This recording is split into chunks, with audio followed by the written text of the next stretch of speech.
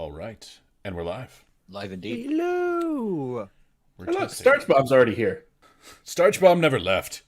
Oh. It's actually been kind of scary. I've had one viewer for the last week. I just keep checking, and she just doesn't log out. It's The dedication. the dedication is one thing, and that I applaud the dedication. The weird stalking nature of it, that's a little scary, but Yeah. but Have it's you sort of investigated- overshadowed by the dedication. Have you investigated whether or not, like a barnacle, she's now adhered to the stream? Barnacle-based viewership. What every stream strives for. If I ever get to the point where I have a tier 3 emote, it'll just be a barnacle. Well, I have it. I do. Okay. The tavern's gonna have a barnacle. Barnacle. That's everybody. If we all stream, tier 3 has to be a barnacle now. I've gone through a couple of different channels. Like right now, I think I'm using my Prime thing on Bricky, and like I'll go to other people, and I look at the tier 3 emote, and they're always so disappointing. And I'm like, you only get the tier 3 emote if you pay like $25. Yeah. It's like the tier 3 should be something phenomenal, but it's usually just like, and here's my head pointed to the left instead of the right. Yeah. Yeah. What is ours? Because I know Andy, you have it, but I need Yeah. to make sure it's something like over the top. Well, since you're the only one that really pays that much, let me know what you want it to be. It's real embarrassing to be like that, but also so much fun. I really want to call out Dark Thunderson right now for gifting a gift sub. Thank you, Dark Thunderson. You're a great audience member. I'm just really ashamed of the fact that you're also a cast member. Honestly, that's the whole relationship between Andy and streams. We're like, Andy, nice friend of the stream. You're on stream. This is great. Why are you gifting 20 subs? You are The fuck is actively wrong with you? participating in the stream. It's what's funny is if somebody else comes in and donates subs, I look at Andy and all of a sudden his jovialness and stuff just shears away to like pure concentration as he's just like trying to out sub people. It is a problem. Yes. I'm not going to comment on it. I like the idea that Andy is so involved in that culture that he's like, fuck yeah, I'm having a great time here. Having a great time with this stream. I'm just gonna, here's some subs. And you're like, Andy, you're in the fucking stream. He's like, oh. One of these days, I'm going to get a gift sub, and it'll be great, except I'm already subscribed at tier 3, and I will be forever. Yeah. Oh, it's a good time. All right. Any points of order from last game that we need to address before we get started? A point of order. I did have a question. All right. What's up? Does Darlal know how to identify items? Yeah. So, I won't give you what I've thought of as like actual class levels and stuff for Darlal. But yes, she, Okay. You know, at the very least that she's a bard. And she is a fairly skilled bard. She, is also not in town at the moment. Well, since we've been in town for like a couple months or like a month, can we basically like redact and say that, you know, Sharut got his freaking secret crossbow identified? Because that thing, I still don't know what it Yeah, we can say that she identified it for you before she left town. I think that's fair. Because she basically, like, as soon as you were done on like the second or third day telling your story, she left town. She took the spear, she took the bag, and she left. And she hasn't been back in the 2.5, 3 months since you guys got back to town. Okay. Cool. But yes, I can tell you what your crossbow does. Give me 1 second here, and I will find it for you. So it shoots bolts. That's So when properly cocked and loaded with a bolt, it will propel that bolt across a distance. Did you have other questions? You know, No. what's a bolt? And good call. well, good call. So yes, give me 1 second here. And he also needs you to identify the status cocked. I'm just I reminded love again. that you did this. I'm reminded again Yeah, of Bricky's stream. Because oh yeah, that's right. Joining that and having him say that was just like, what the fuck?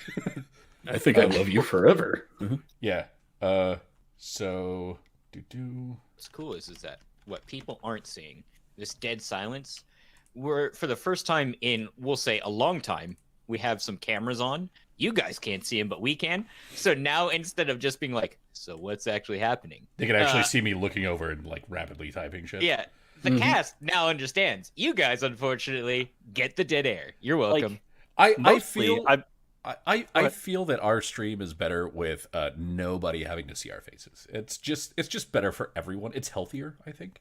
like I've just been watching John play with his wide mohawk, and I keep like moving it from side to side because if I don't, it like will eventually just stand up and look ridiculous. yeah, I mean, hey, you've done that a it's all couple good. times, and it's fine. Yeah, it's fine. I also got these, which again, like Oh, we're hell not yeah. showing anybody, but I got these, and they're fucking dope, and I love these earplugs. That's wicked, dude. But they sort of awkwardly cradle inside the headphone, Yes. and so I've got like it's shoving like half of my ear inside of my ear. It's a little weird. Noah, the crossbow that Sharut found, is this the one that like jumps into your hand? Yeah, it's the secret crossbow. I actually have the thing pulled up here. Oh, okay. So is this the one that you want identified? That's the only one that I have yet to identify. Okay, so like you know what it does. Sharut doesn't know what it does. Yeah, Is that what you're talking? Okay, basically. yes. Basically. Darlaw will let you know that basically this she'll actually like when you would ask her and present it and say that you found it in the ruins, she would tell you that it this is clearly a goblin's crossbow from one of our people. No hobgoblin or bugbear would ever use one of these.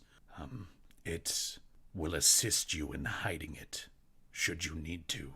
And even when hidden, it does not take more than a thought to draw. So basically, what she lets Sharut know is how it works. If you try to hide this crossbow on yourself, you get a +5 to conceal it.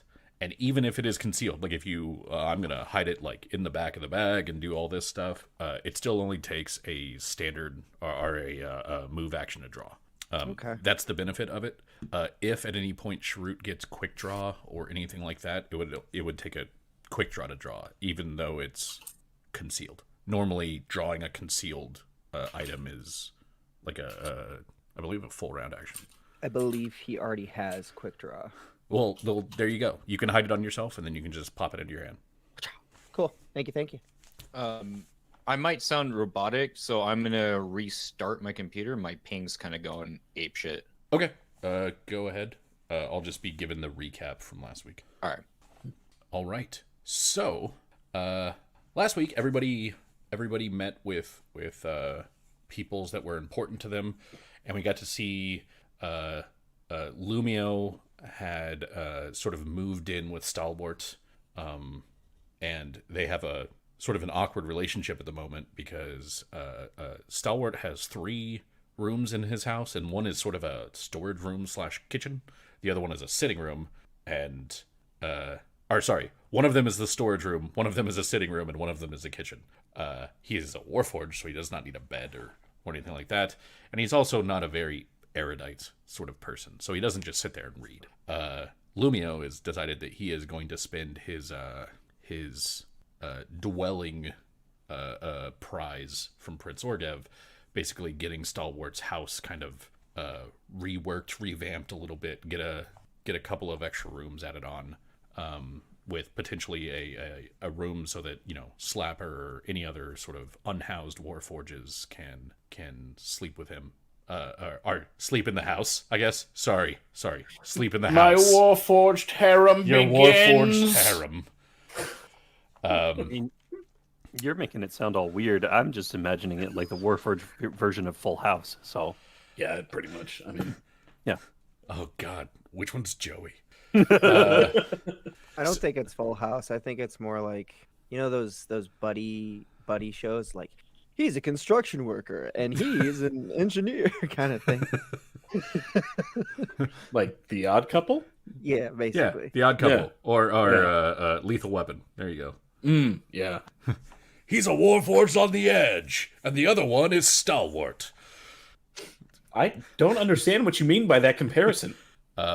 So, Lumia did that. Sharut investigated the disappearances that were going on in town and spoke to the head doctor at the sorry, not the head doctor, the secretary at the Jurasco clinic, and he told Sharut that based on his research, it could be one of three things. It could be a Moroi, which is kind of a kind of undead creature. It could be a Hemorite, which is a construct, or it could be a Lemanian lycanthrope, which is a lycanthrope. Those three things would be the only thing he would know of that could both leave the wound that was left on the bodies and would drain the body of fluids. And Sharut was like, I'll pay you for your silence. And the dude was like, you couldn't pay me to talk about this, because if it's here and it's been doing this for this many months, that means nobody's found it yet. I'm not going to tell anybody. I don't want to be on the list. So here's what we think it is. Please don't contact me about this again. And yeah, for Travis, DeLeon decided that, I think the main thing was that DeLeon just wanted to know, like, hey, what's going on with me actually getting inducted into this? And he, like, delivered his message. We sort of retconned that he delivered his message. And then quick follow-up with Malkin was, it's coming, they're slow, there's not a lot of us, so just be patient. And so at some point, eventually, Malkin will let you know when something's going to happen. Yeah, of course. And then Quintus went to the manor and tried to spend his dwelling reward on getting an entire orphanage built, and The whole thing. met the new castellan of the manor, and the new castellan was not taken with the idea. He seemed very very perturbed at the idea that a spy would want to be in charge of the house that raised children, and he would not hear of anything to the contrary once the words left Quintus's mouth. And then Quintus was like, how could someone on initially meeting me think that I am not worthwhile? And so he went to his boss, and his boss had the line of, Quintus, just because someone doesn't like you doesn't mean that they're evil. And he was like, well, I don't know about that. Pretty suspect reasoning. That's all I'm saying. Pretty suspect. Like, if people don't love me, clearly something wrong with them. That's all I'm saying. Yeah, I mean, it's like somebody who hates kittens. You know they're evil deep down. I'm allergic to kittens. I can't be near them. I didn't say you had to live near them. I just said if you hate them, that you're a force of darkness and a point of evil in the world. That's all. Hasdul, who is the cousin to the prince, and the leader of the prince's sort of like very, very small spy network, told Quintus, like, look, we vetted this guy. I vetted this guy personally. He's the castellan of the manor. I vetted him. He's fine. He's loyal. He's good at his job. And honestly, he's kind of right. Because if it came out that we let a spy be the one in charge of the manor, a spy be the one in charge of the orphanage, somebody would get really pissed and would think that we're turning all of the orphans into spies. And that wouldn't be helpful. I love the idea of that happening, and they'd be like, what kind of dire secrets from other nations did he bring you? And they're like, well, actually, shortcakes. He brought us shortcakes. So no secrets. Well, some secrets, but mostly cake. Cake. Also fringe. and bells on tassels. He actually just a lot of clothes. He brought clothes. That's what he did. Yeah. Weird. Yeah. And so after that, everybody met with Orgev, and Prince Orgev told you that they have been trying to set up a sort of diplomatic meeting, and he has one of his chief envoys ready to kind of do the work here. They want her to get to Kinron and to speak with the people there, and also like the towns along the way, of which there's only one between New Seer and Kinron, about planning a proper track for the new lightning rail. Like, let's plan out the path, because we're going to be working with House Orion on building this thing the way that it should be. And he goes, she's one of my best envoys. You just have to escort her there, and make sure she gets there. And everybody's like, well, where is she? And he goes, she'd be at her house. So just go pick her up, and then you're good to go. And so when they went to pick her up, they discovered that the house was, number one, abandoned, but number two, tossed. Everything is just everywhere, and like the tables were overturned, and all the drawers were emptied, and things were thrown into the fireplace and lit on fire, and then everything that they actually like examined didn't quite fit. So she had like flowers by the window, but the flowers were fake, and they were in like chunks of coal instead of actual dirt. And there was a lot of food in the larder, but all the food was just non-perishable dried goods. And there was clothing in the chest, but all the clothing was like huge, and all the beds were small. So it was like, who is this for? And they kind of put together that this is weird. And they looked at some of the documents, because they didn't fully burn, and they noticed a mark of House Kundarak and a mark of House Civis. So like the bank and the notaries. And they were like, we should probably go to House Kundarak and have Dandarin speak with them and see what's up, since Dandarin's got a little bit of favor with them because of his connection to Kellark. And they go, and and then Dandarin sort of like screws the pooch and like rolls a 1 on diplomacy. And so it was Quintus that spoke with him, and they let Quintus see the master copy of the deed, and the master copy of the deed lists the residence for Parabelkin on Viltron Lane. Or sorry, Tolvin. Totally wrong name. On Tolvin Circuit.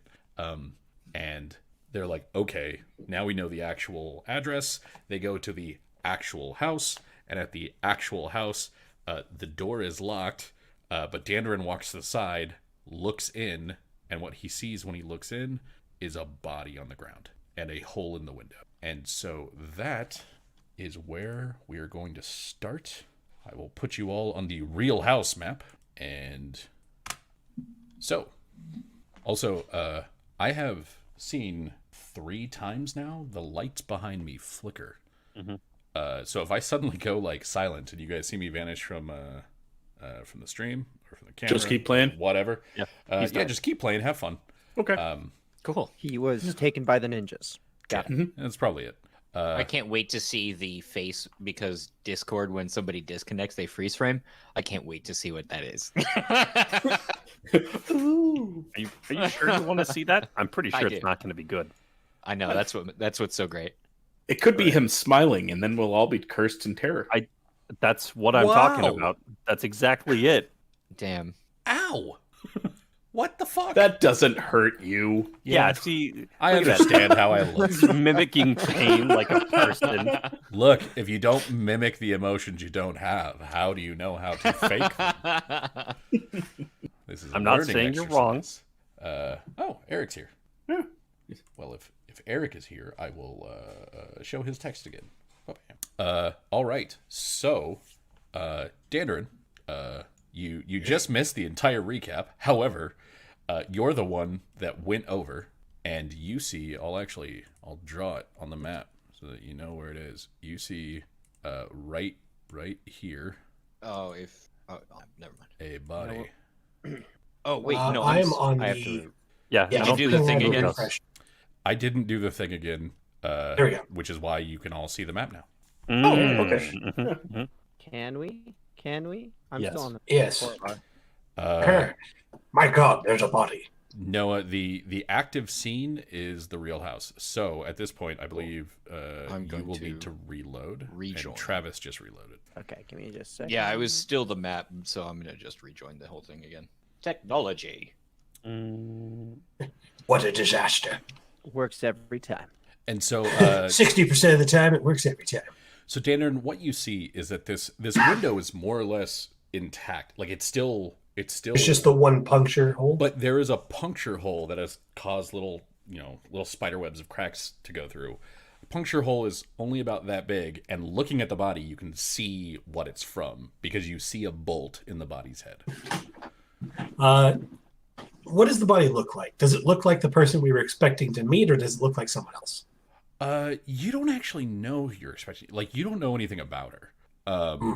What you can see from where you are is that this person on the ground is has gray skin. You can't see much of the face due to like hair, but you see gray skin and pretty.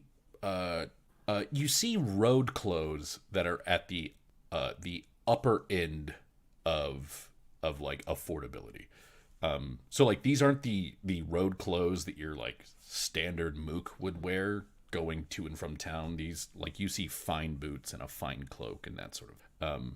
Right. Yeah, the hands are gray. What little bit you can see of the face that is not just dyed red from the blood is gray. Sharut, we have a cadaver. Probably best to get inside house then. Quintus tries the door. The door is open. Okay.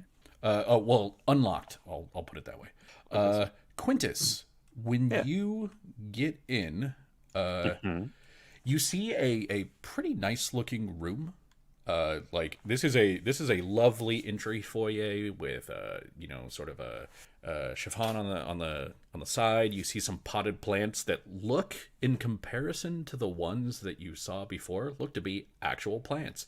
A fine mid Machon era floor rug seating chair. The floor rug is marred by what looks to be a sort of like very subtle kind of drip of blood.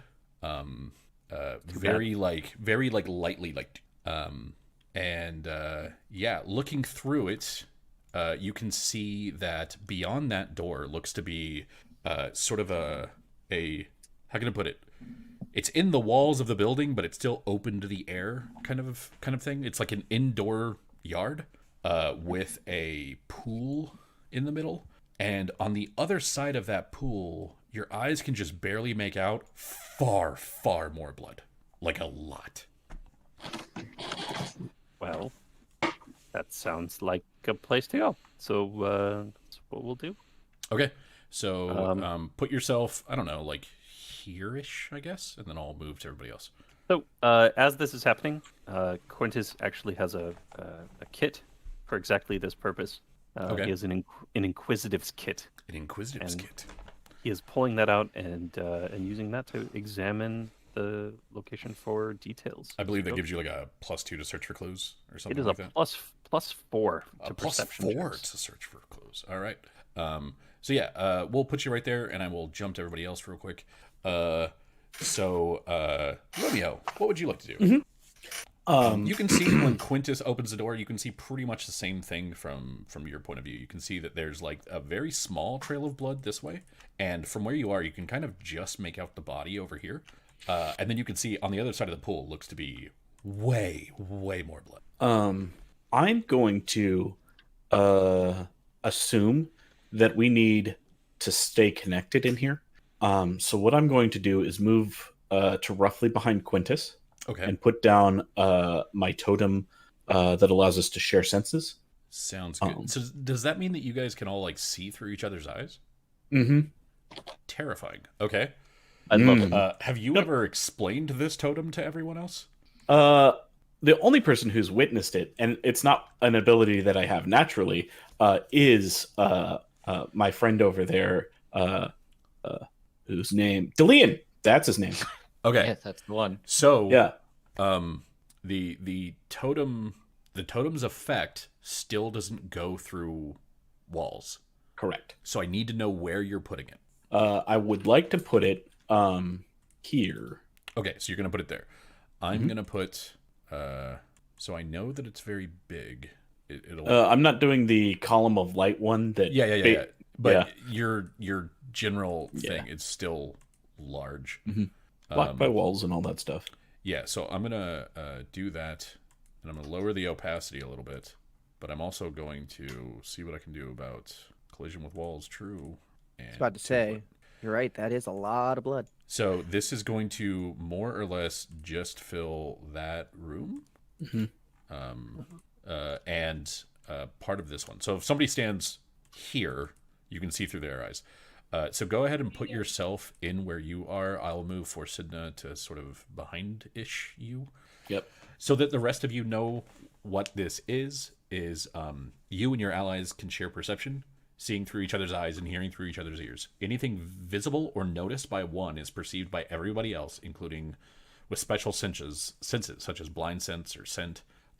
It can prevent someone from being surprised if I surprise someone else and another person can see it. If any ally within the totem successfully saves versus an illusion effect, then everybody else automatically succeeds their saving throw.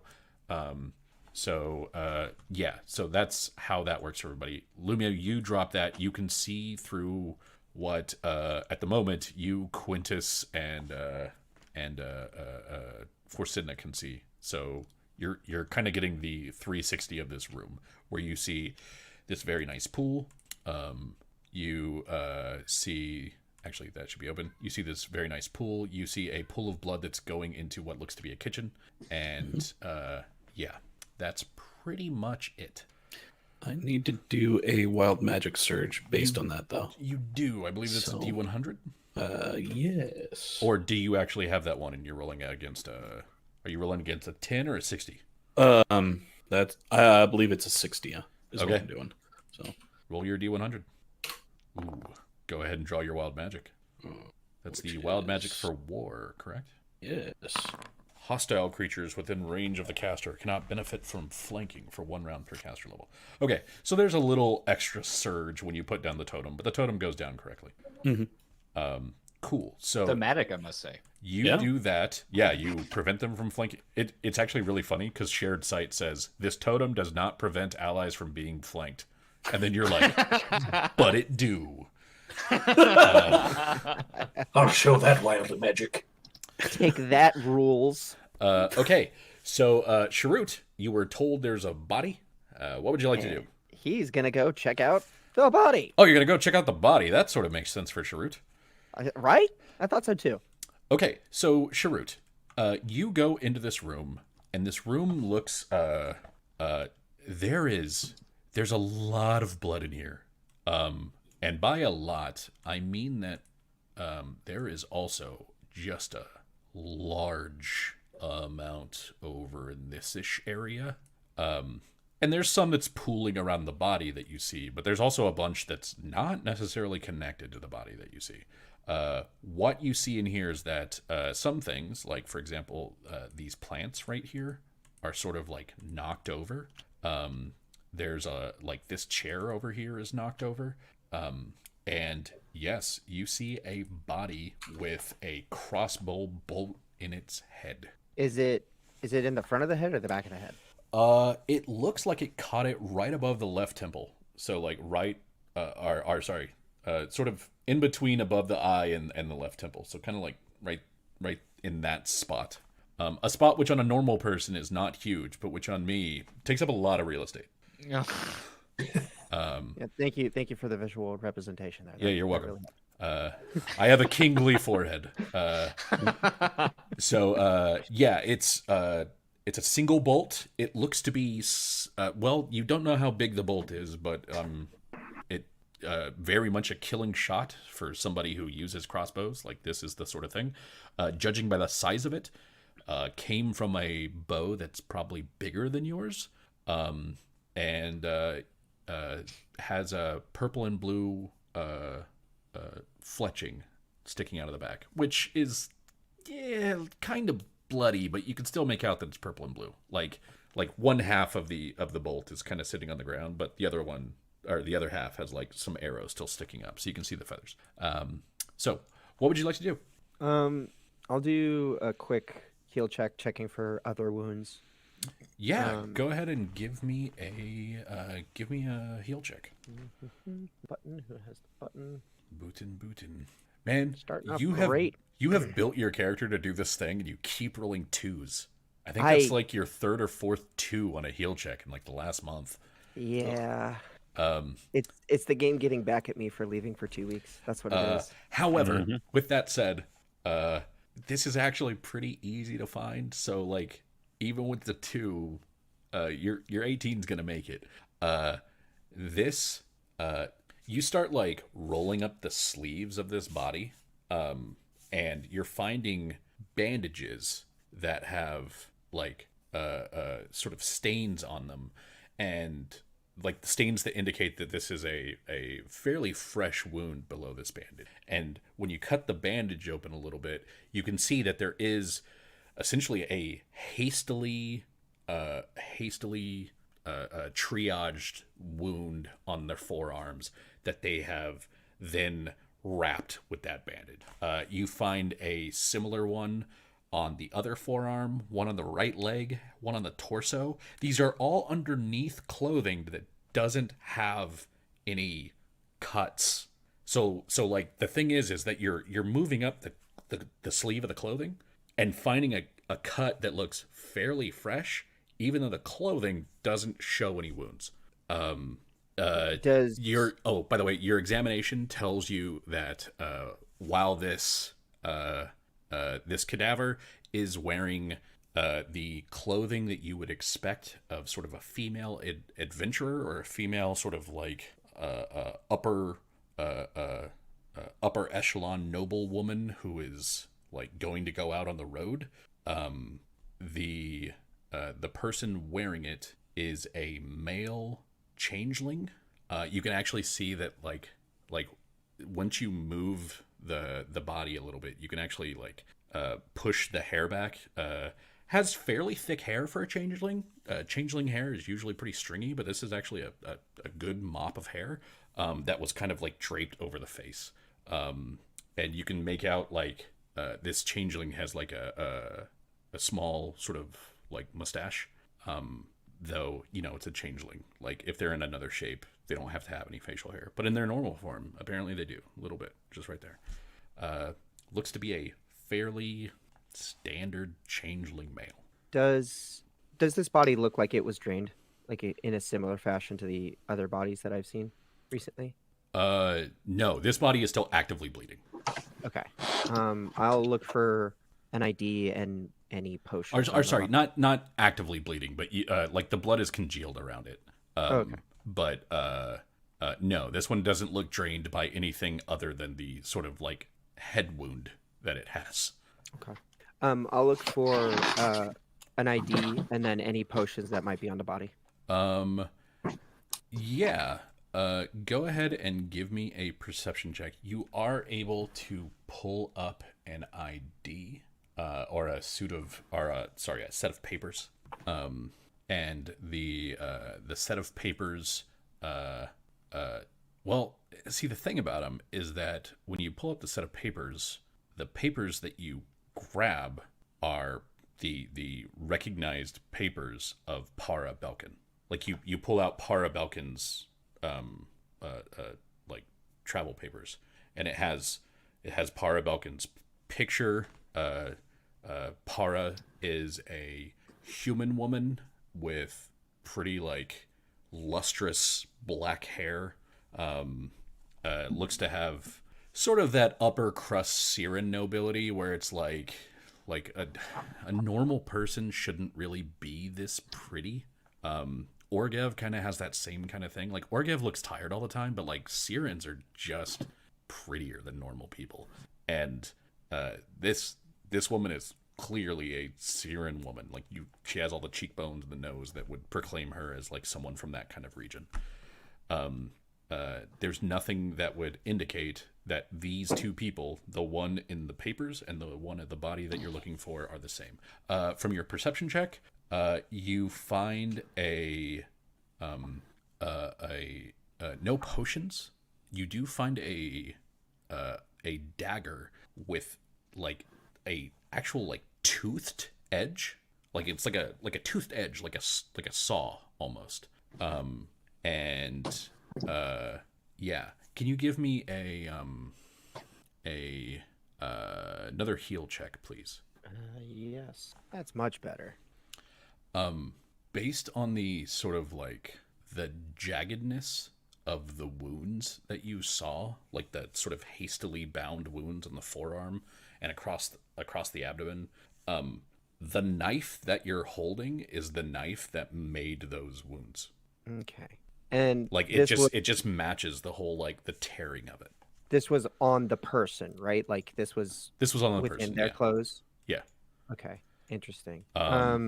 It was on the person, clean and sheathed. I'm gonna move on to Delian. What are you doing? I think what I'm going to be doing is because everybody seems to be doing an investigation and focusing on that. I'm going to secure the area Okay. because if there's a body and stuff, people could still be there. All right. So where are you going to secure the area? What I'm going to do is enter the building. Yes, this is the open door. And You see this really weird thing as you walk in the building, and what you see is you walk in the building. really, oh, great. Like Surely this will not impede me in any way. So everybody's looking around here. I'm definitely just kind of going to where Quintus is, we'll say, and then immediately taking a right and going to check this door. okay. So you're gonna go over there. You try to open it. Yeah. Okay. You try to open it, but it's locked. Okay. Okay. Easy breezy. Nothing I can't handle, as he says to himself. Go ahead and give me a disable device roll. Cool. And luckily, it's so much nicer now. Okay. What you find is that this isn't like the handle turns, and it doesn't. It feels like it should open. Mm-hmm. And then you go like, what the? And it's just not opening. And you start like doing this thing around the outside, and you realize that somebody has wedged this door from the outside. Wedges. But the wedge that you find, you're holding up, and you cannot see it. You find an invisible wedge. Oh. Ooh. I immediately stash that in a pocket so I know where it is. Okay, sounds good. And then as soon as you got it, you can open the door. When you open the door, it looks to be a privy. Or not necessarily. It's not really a privy. This is a restroom. Like this is a bathroom with not quite a sink, but a wash basin and a full-sized mirror with like it is a done-up sort of noble's mirror. Looks to be a nice place to poop. I'm 2 for 2 on opening restrooms first. The bathrooms, yeah. Yeah. At least I know where they are. Okay. So you spin disable device checks take a while, and it took you a while to really find this because you couldn't figure out why it wouldn't open, and then you're like, what the fuck? And then you found the thing. So Yeah, of course. even though my interaction with you was real quick, Dillian's been about the same amount of time on this. That's all right. So I'm gonna jump real quick to Dandrin. Dandrin, what are you doing? Right, Dandrin's going to get himself ready. So hammer and shield out. Okay. He's going to step here too. Oh, what the hell? Yeah. You see What nonsense is this? Forsidna looking at you, looking at Forsidna. Oh no, the well's gone deep. So he'll take a moment to orient himself there, and then he'll go in and he'll basically just also like securely. He'll step past Shrewd here, Okay. and he'll start going towards where it looks like there's like just like dragged blood, like a drag mark. So this trail of blood compared to this one is staggeringly large. Yes, it very much looks like something was dragged this way. Yeah, Dandrin we'll go check it. Okay, so yeah, you walk through the sitting room, which He'll go around the blood too. yeah. You kind of like tiptoe around it, and then you're kind of like you're doing the like the objective walk where you're like, I gotta get over to here and then take a step this way, and you go into what looks to be a kitchen, a fairly large kitchen, pretty nicely appointed, island in the middle. Looks like somebody was maybe in the middle of prepping something. and you see that the drag just continues. It's like going out this He- way. He will take a quick glance. Is this fake food or not? That very much looks to be real food. Like Okay. it's still glistening. It looks a little like old at this point, but it's still glistening. Okay. And then walking out, you again see now 3 people looking at you as you step into the sort of indoor outdoors there, and you're in sort of a finely appointed sitting room. So an interior foyer. That Yeah, is it's exposed. sort of an interior foyer that's kind of open to the. Here's the thing, and I know. So is this actual grass? It is actual grass. This water looks to be actual water. You got a couple of statues here. You got some benches. There's pillars around. The pillars aren't necessarily holding anything up. There's just pillars. Like just nice decorative sort of things. And actually, sorry, that is not open. What you can see from there is the drag sort of goes over into this door, which is closed. Okay. And We'll get to this door and just let him, like, okay, I'm following a drag mark. It goes in here. Could be another body. Could be a survivor. all right. So at that, I will check back in with sort of a Quintus and Lumio. What are the two of you doing? I kind of want to keep concentrating on the totem here, so I'm going to mention to Forsidna that she should work around with the others and see what she can figure out. Well, if all of you are here, then the one that would likely need me most would be Sharut, as he is alone. I will guard him, but I Thank will you, stay Forsidna. here so you can see what I see. And so she goes to kind of like the edge of the totem so that you can still see what she's seeing and she can see what you're seeing. And I am watching Sharut's back. It is being stabbed. I am watching it. they are currently killing him. Should I intervene? Apparently, they get a +2 against goblins. Gobbles. Gobbles. So, yeah, she'll move in, and she just kind of, like, gets your attention there for a minute, Sharut, and says, like, I am here if you need me. And Noted. otherwise, she's going to kind of, like, watch you, but also watch the front door. And then after a second, she goes, anybody who's still in the area of the totem sees her kind of, like, look around and go, yeah. And she'll just shut the door and then move back in. So, you doing anything else there, Lumia? No, I think keeping this up is kind of the most beneficial thing that I can do. But if anybody has questions about things, I know a great deal.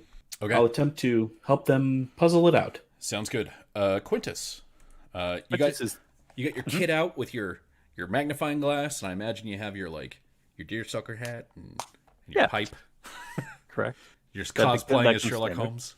Comes standard in the kit. Yeah. He's got the bubble pipe from Avatar: The Last Airbender. There you go. So what would you like to examine there, Quintus? The blood trails are certainly one thing, but Quintus is also going to be looking for footprints, checking to see sort of if any, there was unusual traffic in the general vicinity. Sure Just thing. looking for things that might be out of place here. Okay. Go ahead and give me a perception check to find your clue. I'll give you kind of like the free one here. For someone who was purported to have lost everything, it's a pretty nice house. It is a pretty nice house. Yeah. It's a really nice house. And what you can kind of tell from your role is two things. Number one, judging by the sort of splatter of the blood, this trail of blood goes in here. And then judging by a footprint that you see right here, someone then walked out, like basically stepped in the blood. You see like one solid footprint that's pointing away from that door. So that's thing number one. Thing number two is that all of this blood is sort of like very, very like dry at this point. There's enough of it that in places you can still kind of see the glisten of it. Not so much over the glass, but definitely where it's sort of pooled on the stone. This is still wet in places. So you get the idea that this happened after. Gotcha. With that, Quintus is going to suppress his visibility. Okay, this is the one it's not invisibility, but it gives you like a bonus to stealth. It's I believe it gives you concealment. Okay. Give me a sec. I'll pull up suppression specifically. You allow the target to attempt stealth checks to hide even while being observed. It doesn't grant the invisible condition, but counts as invisibility for effects that interact with it. Let's see. Target gains. Yeah, it does gain a circumstance bonus to stealth. Objects cannot. Yada yada yada.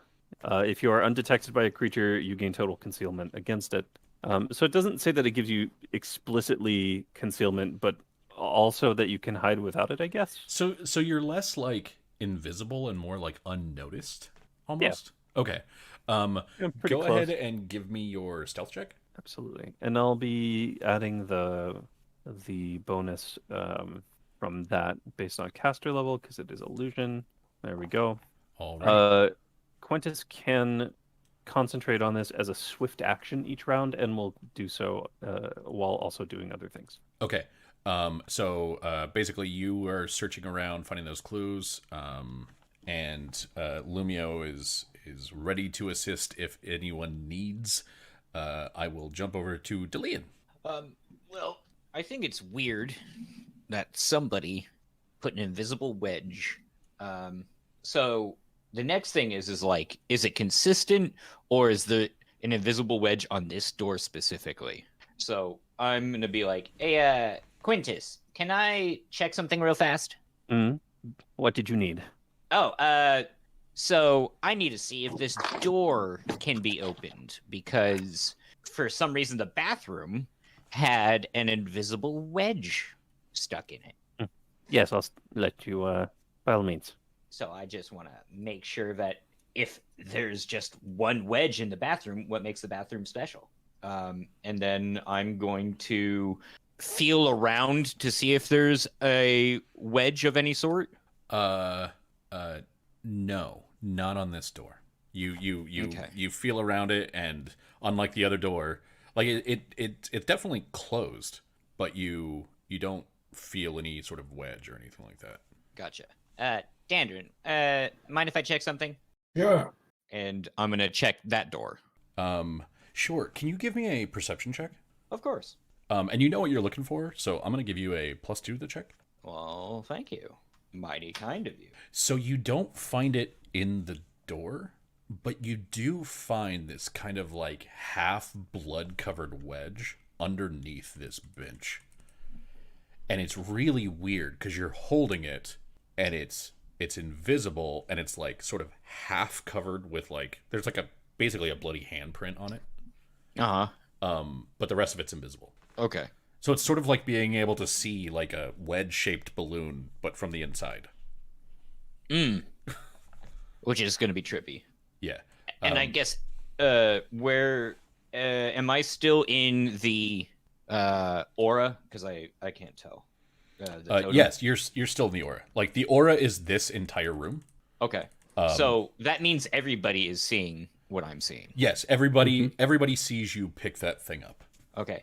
So what makes this room and the bathroom, and yet not this room here, so different? Which one's the odd one out? I'm gonna explore the bathroom. Okay. Well, I'll explore this room then. So go ahead and give me a perception check on the bathroom. All right. So this has that same sort of kind of non-plumbing privy system that you saw at the other house, except that this one looks like it actually has been used a time or two, cleaned but used. And then you see a basin that has some fine sort of hand soaps and a little bottle of perfume above it. There does not seem to be much of interest in here, though on the side of the toilet, like just Here, I'll move there's myself in. just enough room in there for you to like, if you were close to it and in front of it and put a hand in there, you could pull out a hidden knife. It's like Okay. it's between the toilet and the wall. Oh, gotcha, like a stashed knife. Yeah, it's like a stash knife in there. Okay, well then I'll definitely. A turlet knife. And when you pull it out, it's this. You actually haven't seen this yet because you guys aren't sharing. Of all the people sharing senses, no one's sharing it with Sharut. It is. It's a regular sized dagger, so you're seeing about an 8-inch blade. But it's kind of a curved dagger, and the bladed side is a toothed blade. Oh, so serrated or like saw-like? Saw-like. Okay. Well, holy shit. And okay, so you were doing that. Dandrin, you said that you wanted to check the door. When you check the door's locked. Well, I will try to open it kindly at first. I will open it with grace. Go ahead and give me a disable device check. Yeah, it takes you some work at it. You have to spend a bit of time in there, but you're able to actually like pop it open. You just barely beat my DC 20. So yeah, you're able to kind of like, and then you go to open it. It's still not budging. I'll check for a wedge. There's no wedge that you can see. It feels like by not budging, it's budging about half an inch or so. So like someone barricaded it. Somebody barricaded it. Right. I will hunker down, put my shoulder into it, and we'll just kind of start giving it that like the small foot shuffle to open it. Okay. And Sharut, you'll get something requires muscle. Stay safe. I will be right back. And you'll get good. Yes, Fashidna, come here. the Give me a push. only other strong person in the team. We'll see what she can do to give you a bonus here. So, can she assist? Not at all. That's a 1. Go ahead and give me a strength check as Forsidna slips in the blood and goes kind of like tumbling down the stairs. And Hold on. I'll reroll. no, Holy shit. just But well, no, that's not a hero point. I forget that I'm thinking like a Monday night game where those are easily replaceable. This is Yeah. not the case. So yeah, so I slip in the blood and just dodge. yeah. You don't go fully into the pool, but you do like dip beard before you manage to stop yourself. So And you're like, I see this as Forsidna comes in, having rolled a 1, and she just slips comically and like grabs my armor, pulling me back. Yeah. And then I go to grab her. I slip comically and fly over her into the pool. yeah. At first, like For everybody that's sharing senses, this is jarring. You were standing there and your vision just flipped twice. cavalcade of comedy is what that was. But yeah, Gross. you get back up, and eventually the two of you are able to muscle your way in. It just requires a little bit more coordination and making sure that you're not stepping on this sort of like We clean the shield of blood before we continue. There's kind of a pudding thing that sort of happens when you have too much blood in a spot, and that's that it gets a film over top that dries, and the stuff under that doesn't. And so it looks dry, and then you kind of like slide the film off, and you just went shooting down the steps. But eventually you're able to get it open. You just muscle it up, and what it looks like is somebody has put and it looks like, based on the amount of red that you see in here on the floor, it took a great deal of effort for somebody to move this over here in front of this door, which I just closed on you again. Stop opening the door. I control the doors in the game. I will step in and I will look around. Okay, so Shidna, keep guard on everyone.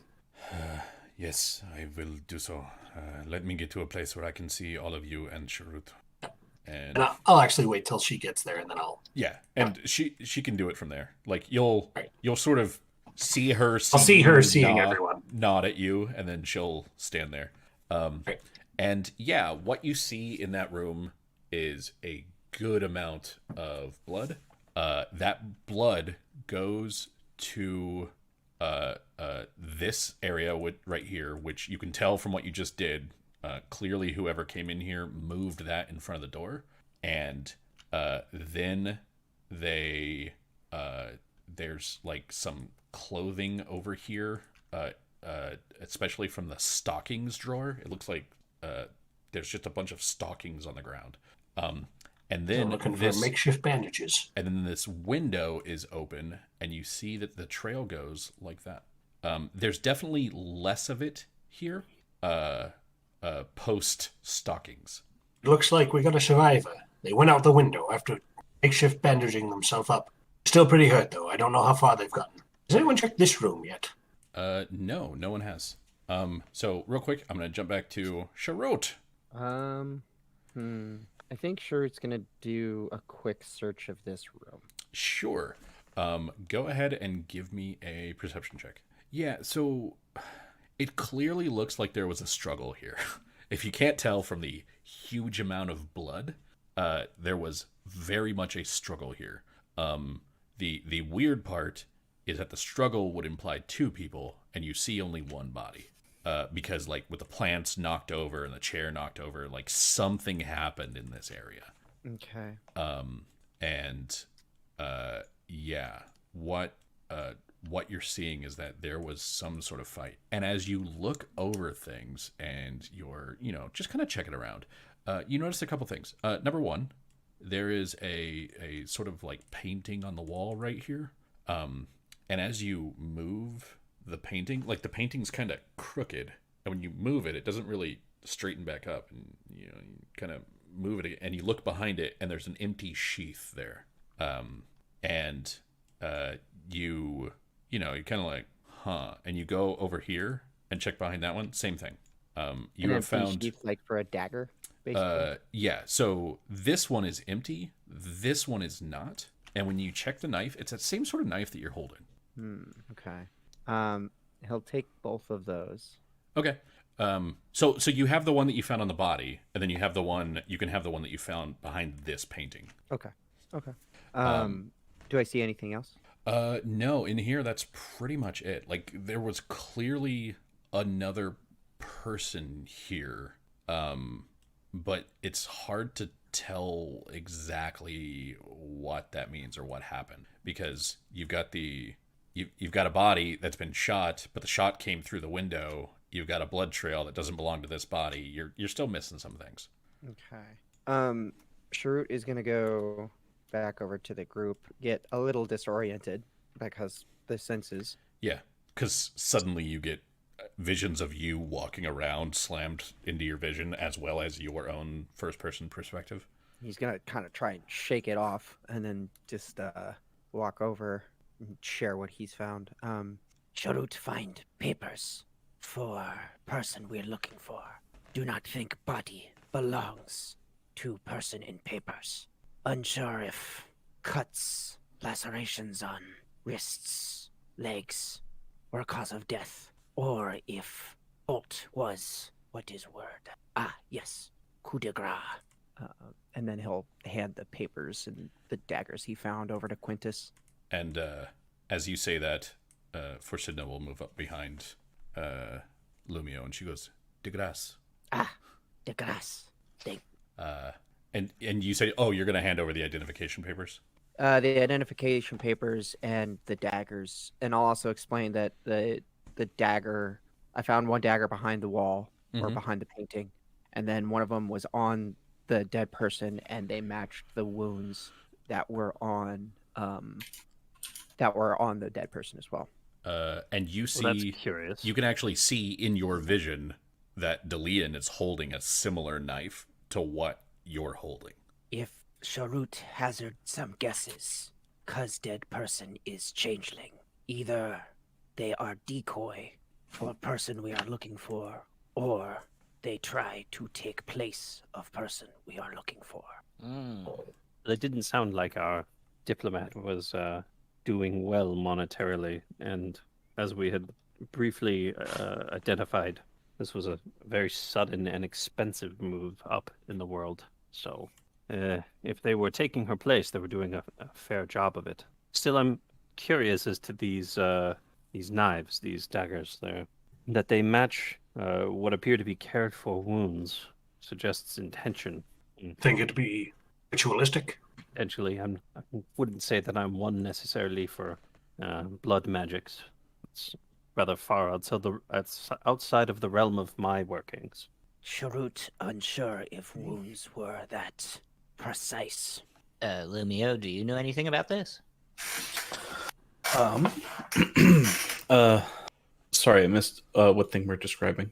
Just daggers, and apparently there's wounds that line up. Is this, like, I assume you've read a lot of books, and maybe they're, like a ritual or something. People are thinking it's like ritualistic in nature, and there's like daggers apparently stashed throughout this house that are all the same.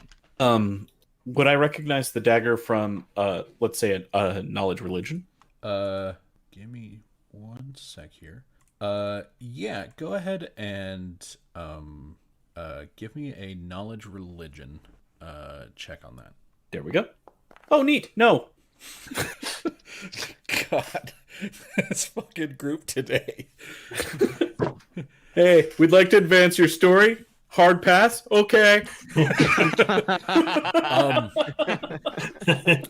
So, you recognize that the dagger probably does have religious significance. You have no idea what that religious significance would be. There's not a lot of stabby religions that I tend to read about. I mean, there's a shitload of pleasurable stabby religions. That's true. Can I take a look at the craftsmanship? Maybe see if I recognize the maker's mark, something like that? I mean, you can see it. Oh, yeah, I don't have to go over there. I can look. If you could rotate your wrist to the left. No, my left. Okay, Lumio's left. No, sorry. Okay, for God's sakes, I do have to come over there. Yeah, I'll take a look at the knife and see if I just recognize anything about it, like particular type of craftsmanship, forging techniques, maker's mark, stuff like that. As a professional who looks into these things. So you don't see that there's any kind of like maker's mark as such. Nothing like, maker's marks tend to happen in one of two ways. Either you take a very sharp chisel at the end of it and you like chisel your mark in, or you have a stamp that has your mark, and at the end of it you go bam and you like stamp it in. It's usually one of those things. You see that this does they do have a little bit of a design to them, but you wouldn't necessarily call it a maker's mark. It's just kind of like the way that they're made. And judging by the three that you have, since Sharut found 2 and Deleted found 1, they were all made by the same person. Like, you're looking at them, and with your keen blacksmith eye, they were all made by the same person. You can tell that like right from the off, because they're all like wrapped the same way. They've all got like the same kind of like hammer marks on them. Everything looks to be same technique was used. Yeah. I can see that.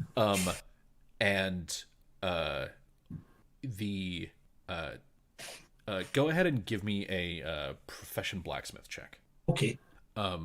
So what you find is that basically each of them has, it's kind of hard to see, but they have like a little spot that you can sort of move at the hilt of the dagger, and you can just kind of like, or sorry, at the bottom of the hilt of the dagger, like the bit that would stick out of the bottom of your hand if you were holding it. Like and the pommel? So the pommel. The pommel. There we go. That's how words work. The fucking pommel of the dagger. And Go on. And it's kind of like a little clockwork bit, so you can sort of ratchet it like to the left and then to the right again, and the left and the right. And when you Does it move the saw blade? it doesn't move the saw blade, but when you that'd be fucking awkward. Like That would be really weird. A manual chainsaw. But when you turn it to the left, and it's actually kind of hard to turn. Like it takes like a forceful kind of like, and you A can very use your deliberate thumbs. action. Yeah, it's a very deliberate thing. Like, this would never happen accidentally, and it took kind of your eye to realize this is even on it. But you see that all it seems to really do is reveal a sort of black spot. It just looks like give me 1 second here and I'll sort of draw it. What you see is sort of a circular black area, and then there's kind of like over that circular black area there's like a sort of a red skull kind of thing that's kind of a horned skull that's superimposed on it. It's, I would imagine, from various backgrounds of this group, nothing anyone has ever seen. But like, you found it at least. Like, you're like, oh, that's that thing. Ah, Weird. And you definitely some kind of cult. yeah, you check the other knife, same thing. You check the other knife, same thing. Okay, yeah. I was going to say that. I confirm all three of them have the same thing. Yeah. Right, well, this is definitely some kind of cult knife. Anyone recognize this symbol? And he'll stare at it intently. Anybody who's not Lumio, if you'd like to roll me a knowledge religion check if you have it. Mm-hmm. I do not. Hold on just a second. The knives, looking at the knives, I can tell the quality as well. And that's not for like the investigation. That's just Dandrin has a weapon in his hand and he instinctively checks the craftsmanship and judges it. The three of them are masterwork. Okay. They're not magical, but they are masterwork. Give me just a second here, because that And doesn't show up in my. You would content. assume that based on the fact that they would leave a very ragged wound, they cause a lot of bleeding when you hit something. Quintus, you and I'll roll for her, even though she doesn't have ranks in this, because it kind of matches background. Yeah, she's got no idea. Not really her area of expertise. Quintus, you recognize this as daggers that would belong to a cultist of the Blood of Vol. Mm-hmm. Do you need Okay. me to explain the Blood of Vol? No, and actually, Quintus has dealt with them before, while he was in Seer. So he's familiar, at least, with sort of their the preachings of the lay people. Mm-hmm. But there's been like a couple conversion attempts, but he's pretty solid where he's at religiously. Yeah, and I mean, due to Quintus's whole thing where he used to jump back and forth from another plane where time is sort of extended, he probably kind of experienced what the Blood of Vol is mostly offering anyway. Yeah, there's nothing unique there. So So do you want to enlighten the rest of the party on what it is? well, the lay people, the average person who I don't think they would necessarily call themselves cultists, but they the core people who follow the Blood of Vol believe in a sort of internal divinity, that one is to find that spark of the divine within themselves, rather than looking for it externally in other gods, or trying to identify it in any of the other things that we tend to worship. So it's very individual in that way. So that this beast looks terrifying is not necessarily an indicator of anything in particular. It may just be this one individual's sort of approach to finding that divinity. But it is not a standard religion as such. Yeah. So in character, you all know what Justin has, or what Quintus has just explained to you. Out of character, so I can explain it to our viewers and to you as players. The Blood of Vol, they're often associated with undead, but undead is kind of like tertiary to what they're doing. What the Blood of Vol are really doing is telling all the gods to go fuck themselves. Like, the Blood of Vol is like, how dare you, a divine being, have immortality, say you care about us, and not give that to us. Like, it is a religion built on we, the mortals, deserve immortality too. Okay. And sometimes that does get twisted by various members of the Blood of Vol into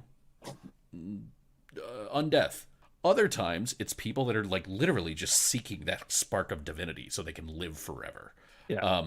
If any of you have read the Eberron campaign setting and you're wondering, like, why a lot of people are afraid of Karnath, Karnath, the country that had a lot of undead during the last war, the reason Karnath had a lot of undead is because the Blood of Vol used to be the state religion.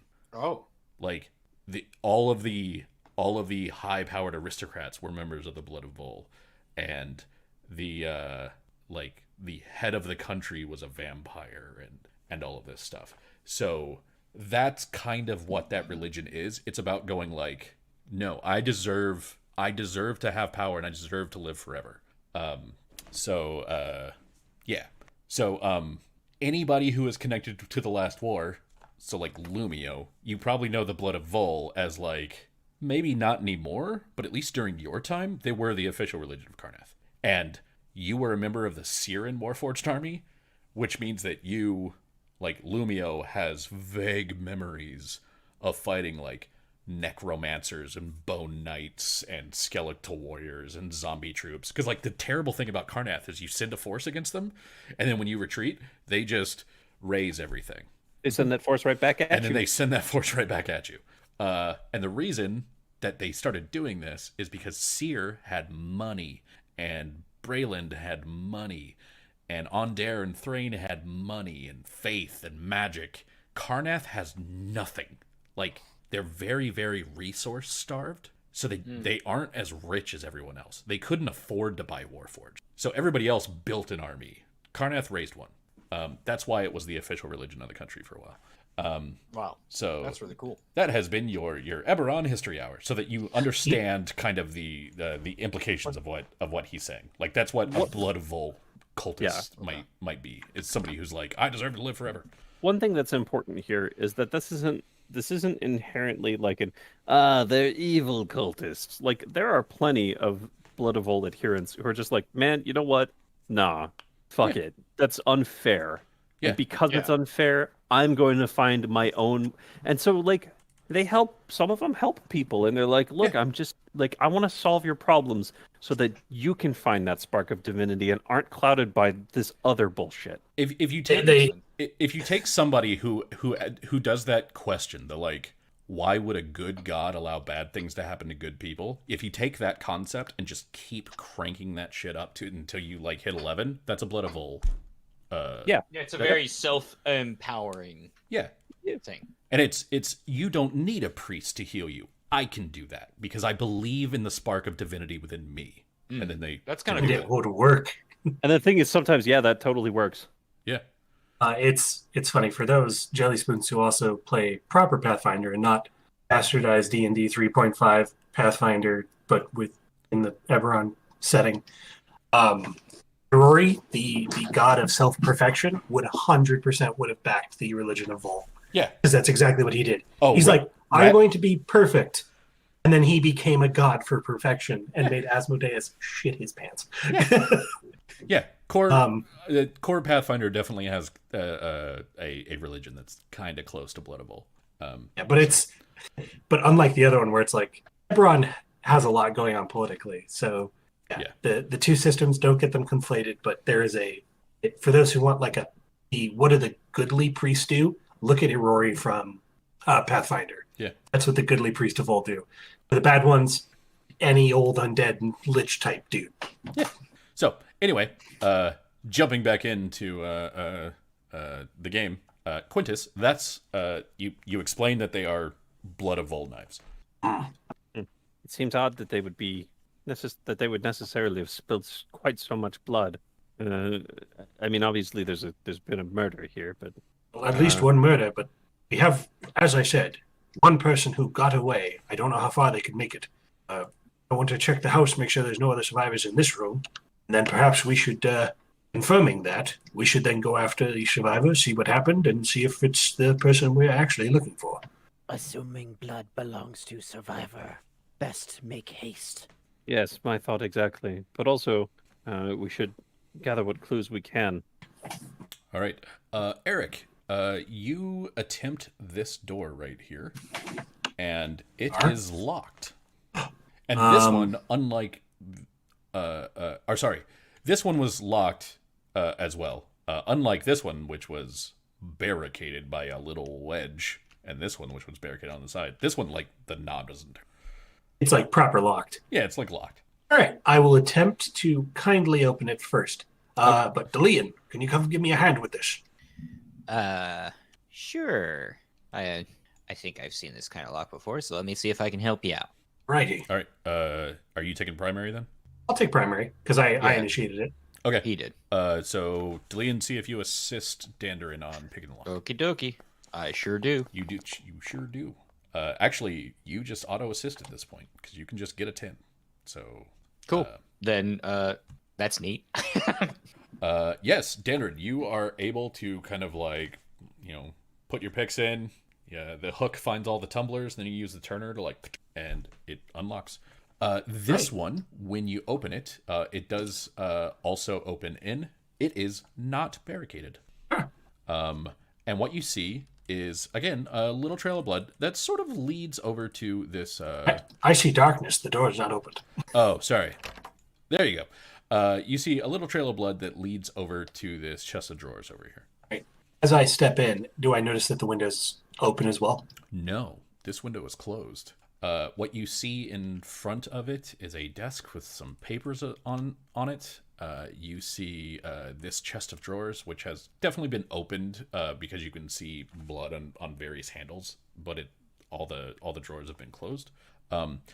And over here in the corner, you see basically a backpack, and you can see some red brown handprints on the backpack. You can see that from where you are that far away. There's a bed. The bed looks to be completely untouched. There's also a sort of like large wardrobe that is closed. I will check the wardrobe, and I will check under the bed, and then Okay. I will check this chest. Sounds good. So while you're checking the wardrobe, you open the wardrobe up, and this looks to be looking for words here. This looks to have various sets of traveling outfits. What you sort of see in this is like you open it up, and there's kind of the sort of like tanned leather with like wrapped reptile hides, and that sort of thing, which, as somebody whose family is kind of vaguely connected with Seer, you would recognize as probably belonging to sort of a kind of a Talenta aesthetic. You see ones that have very sort of like thick coat, thicker hides, thick hat with like a lot of fur on it that would work for like the upper Moorholds or like some of the more mountainous areas of Karnath. And they're sort of hanging on things, and they're kept in their like kind of place. And you see that there's one kind of empty hangar, and the area below that hangar where everything else has boots, this one doesn't. I see. Also, right. none of the rest of you see this because the totem doesn't extend into that room. Mhm. And then under the bed, not much. There looks to be like you see a quarterstaff. You also see the hilt of a sheathed sword. Looks to be sort of an arming sword, maybe a long sword. And that's what you see under the bed. When you check the wardrobe, or sorry, not the wardrobe, the dresser over here. The dresser has clothing, and it has various bits of clothing in each drawer. The ones that it looks like somebody has really rifled through look to be the sort of the undergarments and the stockings. So another makeshift bandage. Yeah. So that's what you're seeing in this room. So Right. your quick look over gives you that. What would I'll go with Delian. Delian, while Dandarin's looking in there, what would you like to do? I would, I think, seeing that he's kind of rummaging in there, I'll just kind of head to the other room since, I haven't seen that, and sort of just try to gaze out the window, see if I can see anything, and as soon as he's cleared the room and like everybody's kind of regathered, I'm gonna just head out that window. Okay. Yeah, the window is actually like it's opened. It looks like somebody who was not quite twice your height, but another 2 feet on you, opened it all the way and climbed out of it. The window is the same sort of thick glass that you saw on the other ones. Yeah. You see a pile of stockings that have been kind of haphazardly pulled out of the dresser over here. Gotcha. You see a wardrobe right here. There's a bed with some nightstands and a small table in the front, and it's weird because you see like a lot of blood right here, and then you see like very much not. Let me move you real quick. You see a lot of blood right here. You see not quite as much right here, and then you see a little bit more right here. Okay. Well, that's probably from climbing out the window. Potentially, yeah. Yeah. And it looks like, I mean, so once you get outside, you're on Tolvin Circuit, so like you're in a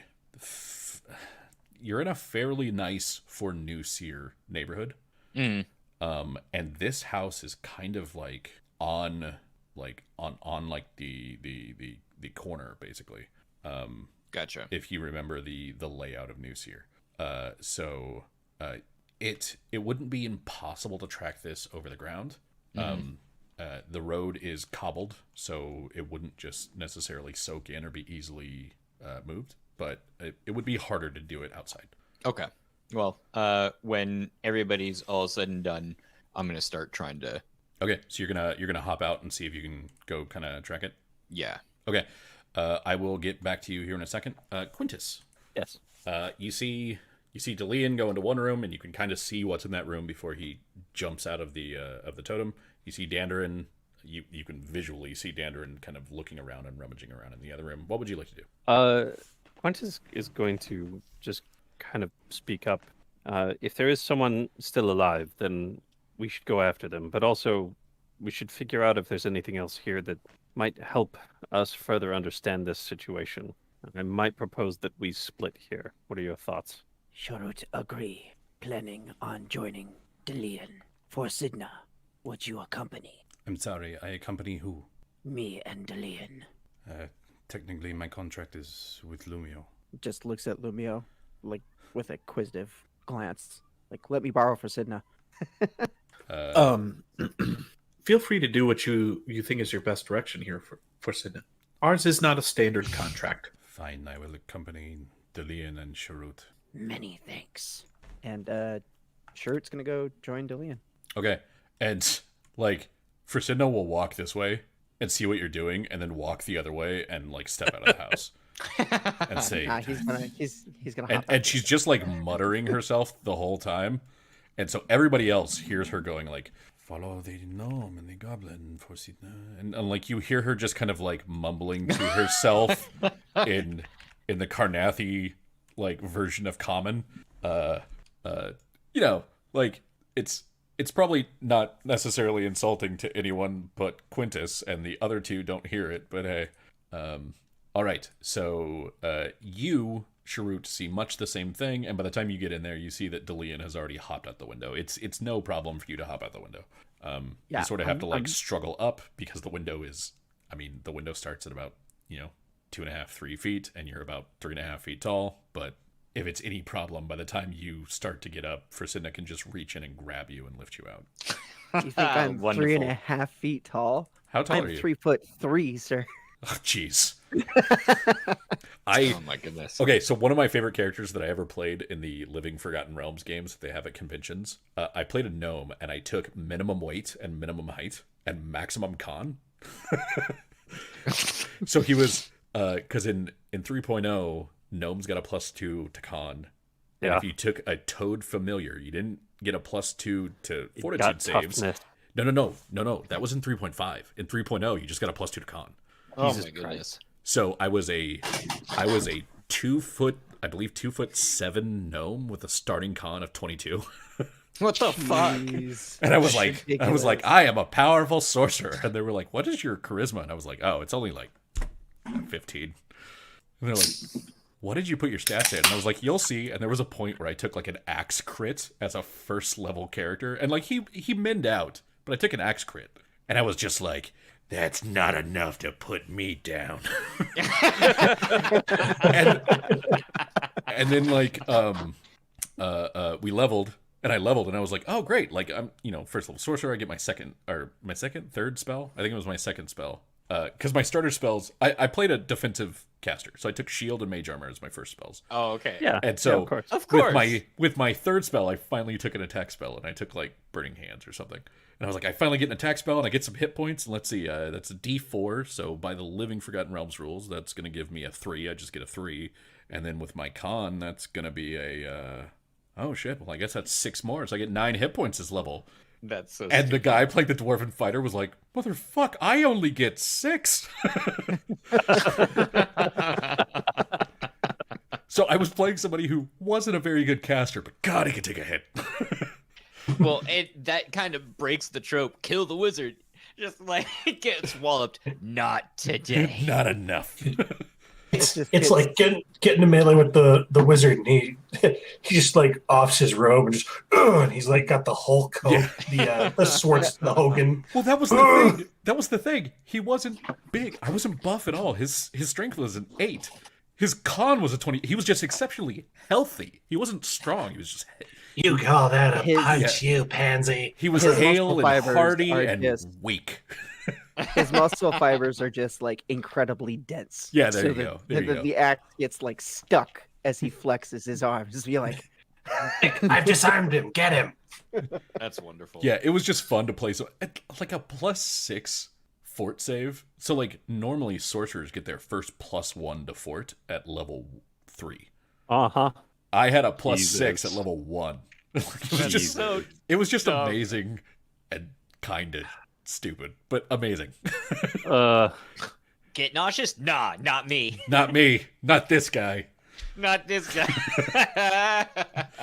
It's a gnome who could take that fall and he breaks the track, not his back. Yeah.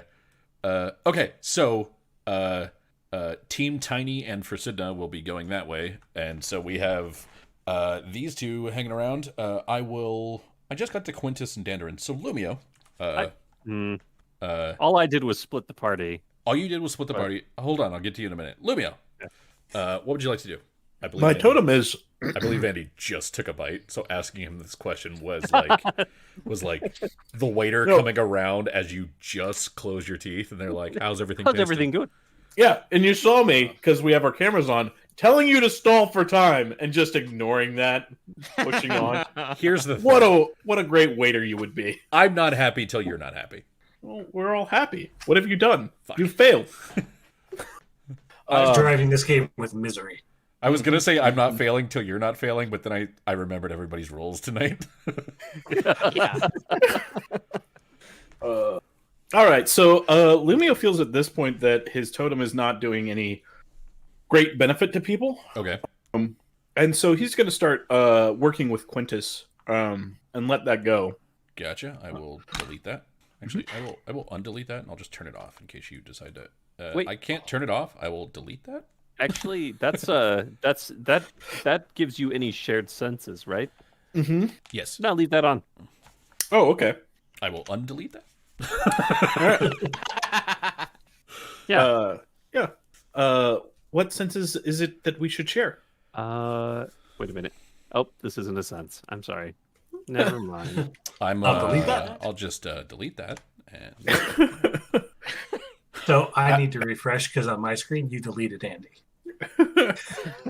I'm still Oh here. God, Lumio, no! and I will delete that. No. I will delete. You can't escape me. I run the server. All right. I'll hide in the bathroom. That'll keep you safe. Okay. So, Lumio, you let your totem go. What would you like to do as your, as the party kind of splits a little bit? So Quintus, this religion, that apparently has quite a lot of indicators or icons spread without this house or throughout this house. What makes you think that they decided on this place, or what makes you think? Why would they have decided on this place? I don't think that we have enough information to really make that call yet. I'm hoping that this next round of examination we do will help identify that. All right. Well, I guess in that case, I will give things a once over myself. Though I've seen most of it through everyone else's eyes. Yeah. I mean, so you guys have gotten kind of there's the sort of like top level view of you walk into a room and I will tell you everything that you see in the room. And then you can always go I'm going to search for more. And that might reveal additional information. But what you have seen at this point is what everybody has seen. Like when Dandrin opens the wardrobe, I'm not going to be like, make a perception check to see if your eyes work. Like, no, I'm just going to tell him what he sees. Yeah, you can always like pick a spot and search a little bit more if you'd like. Okay. Pick a spot. Yeah, search the pool. Just like having explored there. I'm just gonna relax. I mean, not relax. I'm gonna search this pool. Do a sort of full body. Oh, bubbles! Oh no, his metal, he'll rust. I think I dropped my phone at the bottom. I better go get it. Don't worry, Dandrin. I'm also partially wood. Depending on who you ask. He won't fit his metal. I'm to refit him. He will rust and also mold. Yeah, it sounds like a bad time. Never mind. All right. So, what would you like to do? You said you want to search around. Where do you want to search? One of the locations where we found a spare knife. Are these like end tables or something? X, then press. They're benches. Benches? So they look to be sort of stone benches, the kind that you would maybe see in a park or something like that. Huh. Okay. There's no back to them.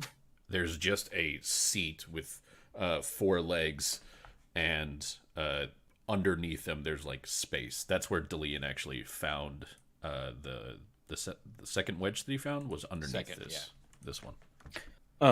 Were the wedges on this side of the door? So yes, the wedges were on this side of the door. Or this wedge was here, and the other wedge was kind of at the bottom corner over here. Okay. So they were keeping things from entering this room, or potentially. I mean, locks work both ways. They keep things in and out. Mm-hmm. Yeah, wedges only keep the one side secure. Lumia's going to have a think about that. Okay. Kind of figuring out what's going on with the various things, which is my way of saying I pass. Cool. To the next person. You pass. I see my time. Quintus. Quintus is doing that thing that he loves to do, which is just seeing all the things. Okay. So Quintus is actually going to do 2 runs through the house. One using detect secrets, and the other one just sort of a detect magic. Okay. And this is automatic, correct? Yeah. Yep. All right. Well. And it is not a cone, it is an emanation from him. Does it pass through walls and the whatnots? It passes through 1 foot of stone, 1 inch of common metal, a thin sheet of lead, or 3 feet of dirt. Okay, cool. Yep.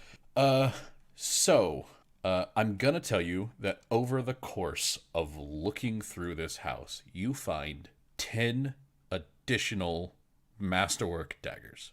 Jesus. They okay. all have a similar design. They are all also hidden, except for one, which you find in this room on the nightstand.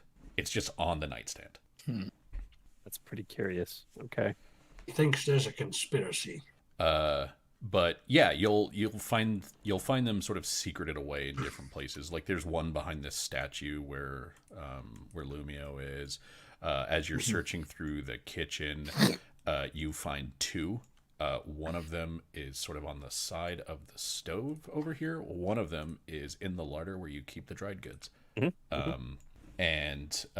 yeah, you find 10 more of them. It's just 10 masterwork daggers. They all have that same sort of serrated tooth blade. If you really like do the kind of struggle on the bottom of the pommel, they all sort of slide aside to reveal that mark. Yeah. As far as magic, you are able to discover a pair of potions. One of them is in the bedroom. It is in the same. Sorry, there. It is in the same nightstand that the dagger is on, and it's not hidden. It's just in the nightstand. Yeah. The other one is in the kitchen, and it is near where that dagger was. The otherwise, you don't see much that's sort of magic. Okay. You also don't find, you don't find anything else that's secret. Though I would guess you would get kind of a weird faint emanation from this whole house. Mhm. Because the whole house is kind of a secret. That makes sense. Once again, when you look at Dandrin, secret. Yeah.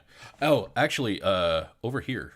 What opens his secrets? Sorry, over here in the pile of stuff. Yeah. You do detect magic in there. Okay. And when you open it, the thing that you find is a lost the word. Pummel. It's a pommel. There's no knives, swords, hilts, nothing. It's just a pommel. So it's it kind of looks like a cylinder with a bunch of like weird notches on it.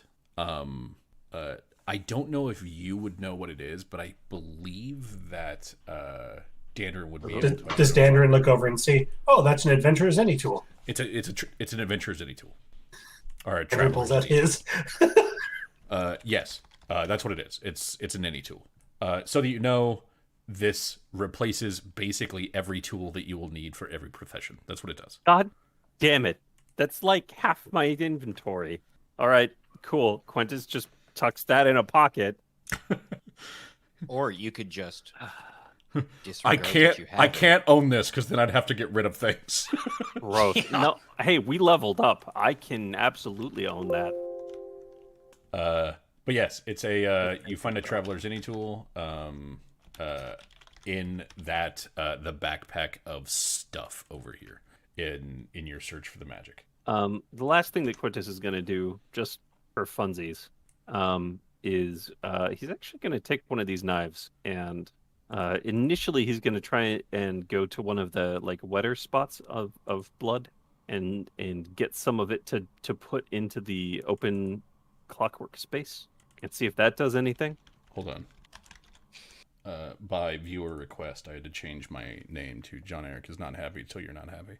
There. So, sorry, Which viewer would request that? Anna. Oh, that makes sense. Yeah. Yeah, that tracks. So, sorry, what did you say you were doing with the blood now?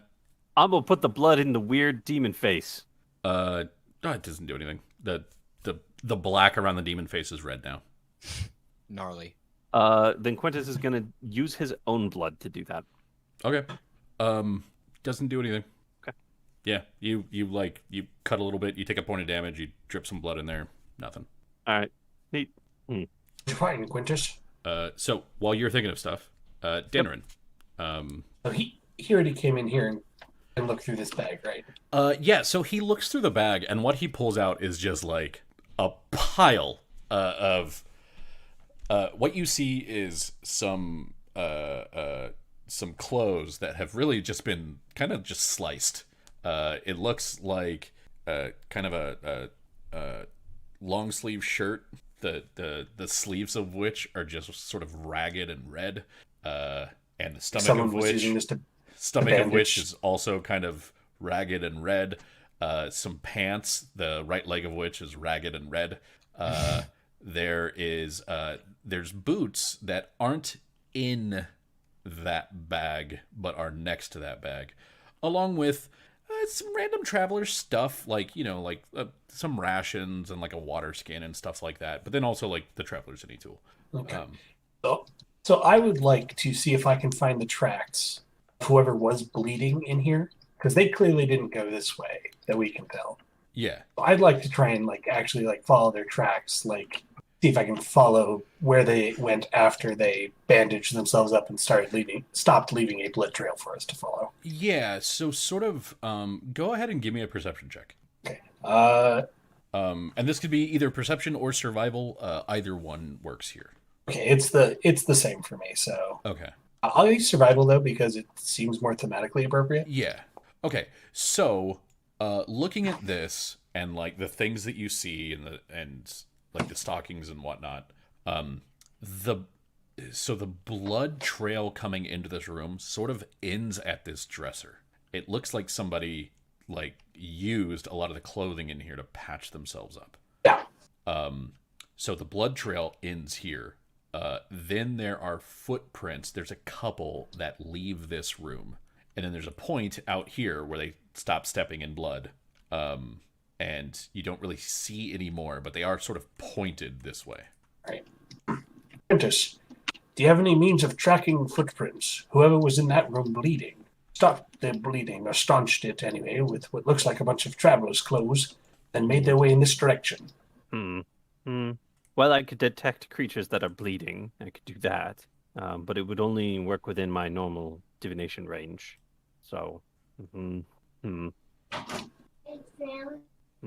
Quintus is going to think on that for a little bit. Okay. So, then I guess while you're thinking of that and Lumio's thinking of his thing, I'm going to take these three. And actually, they're already on the new seer map. So I will switch to the new seer map. So you three, not you, you three. There we go. If you zoom in, you guys are over here. In fact, the house that you're in is this one. Okay. It is a fairly nice house. It is freshly built. You would actually, as somebody who lives in this town, Dillian, you know that this house was not here 4 or 5 months ago. So this is a pretty fresh get here. Oh, okay. So this is just a recent addition. It is a recent addition, yes. Okay. Is the whole neighborhood a recent addition? Not the whole neighborhood, but a lot of the houses here are generally sort of bigger. And as it's becoming sort of a more popular neighborhood for the wealthy, one of the things that the wealthy tend to do is come in and ask other people, sell me your plot or sell me your house, and then just, do away with it. They do. Yeah. Yeah, they do away with it, and then they build a bigger house. So you get some small houses like these over here that are also kind of new, that are being built for the express purpose of, I hope somebody buys this and tells me to move. Oh, yeah. Just basically the housing market, really. Yeah, pretty much. Okay. And do I see where the blood is going? So, yeah, what it sort of looks like is you guys sort of left on this side. Like if you kind of, I can't click any closer than that. But I kind of got you. Yeah, you guys left on this side, crawled out of the window here. This is from this direction is the front of the house, if that makes sense. Yeah. There we go. I can just kind of bounce the thing. There you go. You left from that side. Oh, that's kind of neat. Yeah. If I just hold down the X, it'll bounce over a point. So you left from here, and you're coming out. Go ahead and give me a survival check or perception check. Okay. You and Sharut both, or if one of you would like to assist the other one to sort of track and figure out what's going on. I can try survival. I've got, but it's also the same as my perception. Right. Yeah. Then, how about I take lead and Okay. You assist? Yeah. Are you doing perception or survival? Perception. Okay. Though, do whatever you will. Okay. Well, if you're rolling one skill, then he's going to have to roll the has same. Yeah, to he's assist. gonna. So, Okay. Yeah. Perception. Yeah. Yeah. Go ahead and roll perception to assist there, Sharut. Dope. Yes. Dope. Wonderful. Rolled pretty high, so the curse of the group is probably going to kick into play here. Dillian, if you could roll me a perception check. I'm not gonna hit a 26. I'm gonna Oh my hit a God. 29. Go Team Sir. Tiny. Sir. Does that count the plus 2 that Sharut gave you? It does not. It's a 31. Okay, so it's 31. Okay, so you definitely see the trail as it kind of comes out, and what you see is that it kind of goes this way. There's a point where it kind of comes and it crosses the street, and it moves, and you see that there's sort of a bench right here overlooking this well. Fountain? It's actually a well. There's a well right there. There's a Oh, bench. no. There's a bench right there that's kind of overlooking that well, and then you see the blood kind of like move close to the bench, and then it moves close to this building right here, and it's kind of like pressing against it, and you can kind of just barely make out the spots in the grass, and then it goes into this building right here. Okay. And you can sort of tell from the smell that there is it's not a tannery, because a tannery probably wouldn't be able to exist, one, in the richer part of town, Absolutely not. and two, away from moving water. Like you kind of need a river to have a proper tannery. However, the smell tells you that there's a lot of tanned hides inside. Oh, okay. So it could be like a leather shop. You are a fucking gnome. So like, here's the thing about gnomes in Eberron. Gnomes literally can communicate by scent. You not Quintus. not necessarily that you put out a scent, but you can pick up. Gnomes have a very, very keen sense of smell. Oh, okay. And so like if a gnome is in mourning, they might wear like scents, like perfumes that have certain Oh, just motes, to just to tell to everybody. tell other. It communicates to other gnomes like, this is what I'm feeling, so be prepared for this sort of interaction. Oh, that's kind of cool. I like that. So like gnomes have an exceptionally keen sense of smell. I need to start implementing that in roleplay. You can smell from here that whole like, oh shit, like there's some tanned hides in here. Yeah. This is and what you see is not a name of a store, but you do see a sign. It is clearly a shop of some sort. And the on the sign there's sort of a silhouette of like a body. You don't how can I say, like, you know how a lot of times when somebody wants to draw like the sexy shadow thing, they'll just draw like the outline curve of like somebody's hip. The negative space. Yeah, you get like the sign just has the negative space indentation of like the side of somebody's hip going up kind of across their chest to the arm. And then sort of slightly up and away from that would be the sort of curve of the brow and the nose down to the chin that would indicate that like they are looking away from whichever direction that their body is facing. So there's no words. There's just that kind of like negative space kind of painting. That it is silhouette, as it were. Yeah.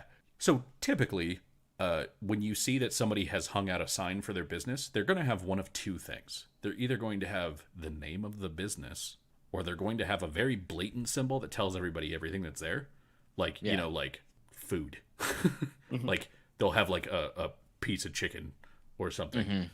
So you're describing a pose, I don't know, something like this, which you can obviously see because we're in a visual medium, and the people in the stream can't. Yeah. Or is it more like what Travis is doing right now? Here, I will badly draw it. What you basically see is kind of this sort of curve of a hip all the way up into... Wow, that went way too far. That's just a butt. That's such an accurate human depiction of the average torso. So you see this curve of a hip thing, and then sort of over here you see like a face to indicate that they're looking away. It is... I am not nearly the artist of the thing that I'm trying to describe. That balloon looks like it lost its string. It looks like a balloon that lost its string. mean. Yes. That's so mean. To Delian, what you're seeing is clearly some sort of like indication of like negative space that indicates a body of some sort. To Sharut, it's a balloon on a string because art is imagination and goblins don't have that. They tried it once. It didn't go well. Yeah. Yeah, there's kind of this whole war, Yeah. a lot of corruption. You know how it is. Where do you see yourself in 5 years? I don't do that. That leads to madness. I'm in a here and now kind of guy. So, yeah, I will actually take the three of you. Well, I'll actually take everybody so that even though the others aren't in this scene, they can still see what's going on because That'll be cool. that's nicer. So give me just a second. Is it so my thought is it's either like a bustier shop or like a feminine clothing shop, or is it just sort of a clothing shop? It looks to be a sort of upper class. Bustier is not wrong, but also not completely right. Okay. And I will activate this scene, and I will. Oh, you guys are already outside of it. So I will take the 3 that aren't here, and I will put you off of it. So you and you and you. For the 3 that are here, what you see is ignore the apple carts. Those aren't here. They're like all My of this. apple carts. My cabbages. Yes, what you are seeing, sort of looking in the windows, and like what you saw was like the blood trail was over here. Yeah. It was on the other side of the map. And, Okay. And kind of as you're coming around, you're like, what is this place? And you get to the front, and it looks to be like a clothing store. Looking in, Okay. you see that there's there's an elven woman. There, I'll grab someone. I'll probably grab Metroline because that's the one who I always go with. Or you can grab It's a Metroid. the best token you have. He doesn't fit the aesthetic. I'm sorry, I know. I know. but you really want him to be there, right? I really do. No, I will grab the That's Metroline, who is apparently dead. At I the understand. Moment. Sharut jumps over the counter and tackles the match. You get a prize of some sort. You see an elven woman behind the counter, and looks to be wearing sort of a kind of a corset affair, with a kind of like boosted out at the hips, very like stylish looking hat that is folded up into kind of a tricorn type thing. Not quite a tricorn because the back flap isn't folded up, but it still has that point to it. Got a nice feather on it. Gotcha. And sort of just standing behind the counter working on something. It's hard to tell from where you are, but you can at least see her. Okay. I guess we should go in. We didn't see any doors around back or nothing. You did. So there were doors around the back. I was assuming that once you realized it was probably a shop, that Delian wouldn't have necessarily gone like, well, here goes, and just started like breaking into things. Yeah, So that's a nice assumption. Thank you. So yes, you did realize that. Yeah, there are doors, but there's not like this is a business. Okay, and cool. it is still open because it's not quite night. It's like 3, 4 ish in the afternoon. Gotcha. It's hard to tell exactly because the town doesn't have a big ass clock yet. I don't believe any of you have a timepiece, but 3, 4 in the afternoon. Okay, so still some daylight going on. Yeah. All right. So there's 2 ways we can do this. We can all go in and just try to ferret out whatever walked in there, or we could have somebody hang out back just in case they try anything funny, and the other 2 go in. What sounds better to you guys? Good idea to cover rear exit. Sharut think. All right. If it's a Sure. business, I don't know exactly what we need to cover ourselves from. And if Me neither. If I'm here to guard you and you send me away to cover the back, it's hard to guard you from 30 feet away looking the other direction. Yeah, this is kind of what I'm really realizing. It's just like I don't want to give us a slip, but they look wounded, so I guess we'll just go in. Fair enough. Then I'll just mosey on in. Okay. Yeah, it's you are easily able to go there and open the open and unlocked door of the business and go inside. Once you are inside, you see that the what the business seems to sell is clothing in the same sort of vein as what the woman behind the desk is wearing. So it's kind of like a mixture of leather and cloth. It looks to be mostly outdoor wear, but it looks like it's kind of upper class outdoor wear. This is not something. This is not a Delian shop. This is not Well, I don't know. Like Delian's all right. He's moderate charisma. Yeah. But it's probably not a cheroot shop because this stuff is not efficient. It looks good and is meant to be outdoor work or outdoor clothing. I feel like I need to interject here because I'm seeing hats. So That's there true. you go. There are a number. There are a number of hats, and some of them are like the hats that the woman behind the counter is wearing. Some of them are sort of like wide-brimmed hats, or they'll be folded up at one side. There's a variety of like these oversized feathers that you see on the side, so like you can pick the feather that you want for the hat. Oh. So like hats are very much a thing. Backpacks are very much a thing. This looks like the most gentrified version of a medieval Urban Outfitters you've ever seen. Wonderful. And when you open the door, the woman behind the counter sort of rolls up the cloth that she was working on. It looks like she had something that she was kind of like, stitching, and she rolls it up and puts it aside, and she goes, hello, welcome to Bearskin. Great name. Thanks. Great hat. It was my suggestion, so yeah. And thank you as well. I like yours too. It fits you. He just like lifts it in appreciation and puts it back on his head. Yeah, she does this like not quite a curtsy, not quite a bow, but just kind of like, and and that thing. She says, what can I help you with? What are you looking for? We have very, very good stock, and I can assure you that you will never find anything quite like what we have here. Yeah, it kind of looks, I would say, unique. That's what we go for.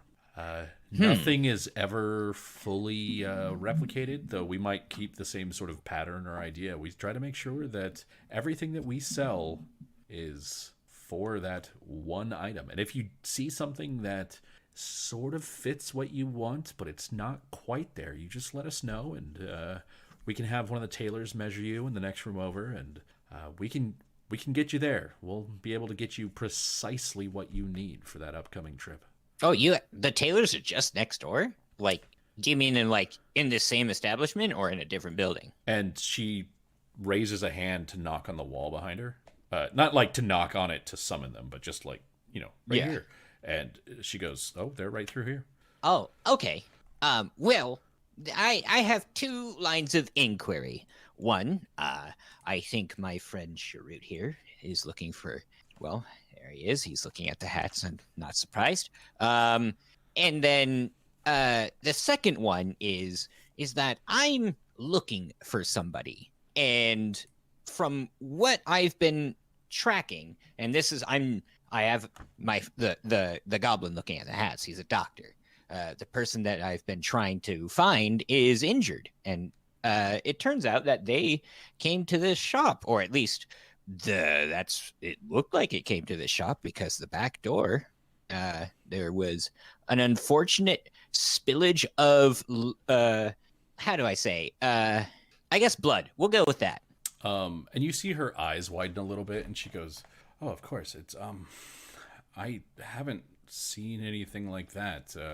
Though every now and then we do get one of the drunks coming up after lights out and wandering through. They occasionally break windows or cut themselves, that kind of thing. Of course. I don't think we have any sort of injured people around here or anything like that. No, I haven't seen imagine anything. the person, since they did sort of try to keep a low profile from the looks of it, but eyes and nose be what they are. I believe they didn't want you to find them. So I know this is a bit presumptuous, but should we help partake in, let's say, a hat buying? Would it be okay if we looked around? Well, I mean, I can't just let you have free run of the place. That's Oh, I mean, feel free to accompany us just to make sure nothing goes awry. I don't really know if that's the best. It's three, well, I don't want to say thugs, but well-armed people, and you just and then he'll walked in off the motion- street and then want to take me around to where there's apparently some sort of bloody mark on the building. It just Oh, that's quite quite a lot. Yeah, I was kind of it just hoping to sell some travel spats or something. And well, and you still might. But as to kind of show that we're not really thuggish, and hopefully this sort of conveys.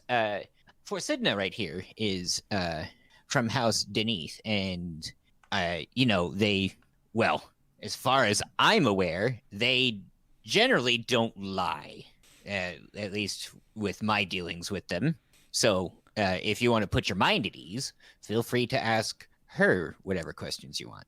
And she'll kind of like look at Forsidna again, like kind of wide-eyed, and then she sort of hides it and goes, is that true? Can I see your papers? Do you have those? Can you identify yourself maybe? And Forsidna will nod and step forward, and you see her hand the same 2 sets of papers that you've seen her hand out before. And she, the woman, like, looks through the first one and then looks through the second, and she goes, "Oh, wow, you really are. That's wow."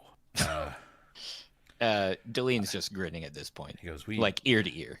We part of the reason for the closeness of this was that we were sort of hoping to get, contracts with the Enclave since it's so close by. And she kind of like thumbs, over her shoulder because the House Beneath Enclave is like just right up this way. And, oh, I gotcha. And she says, but wow, I just don't feel right about having you look around in the back rooms and whatnot. I'm not saying any of you are lying. It's just, for my own safety and that kind of thing. And oh, Sure. right. Sharut understand apprehension, but life at stake. If Sharut leave weapons here, your company? A life at stake. Yeah, like I said, it was a lot of blood. And he's a doctor. Sharut will go ahead and show his papers. I'm assuming there's some mark on there. Yeah, and I have doctor might- credentials. You see her kind of like rubbing the back of her neck, and she goes, I don't know. And she'll like take your papers and look at them, and she kind of like thumbs through them with her other hand, and she's like, I don't think that I should or that I'm supposed to, and Is very important.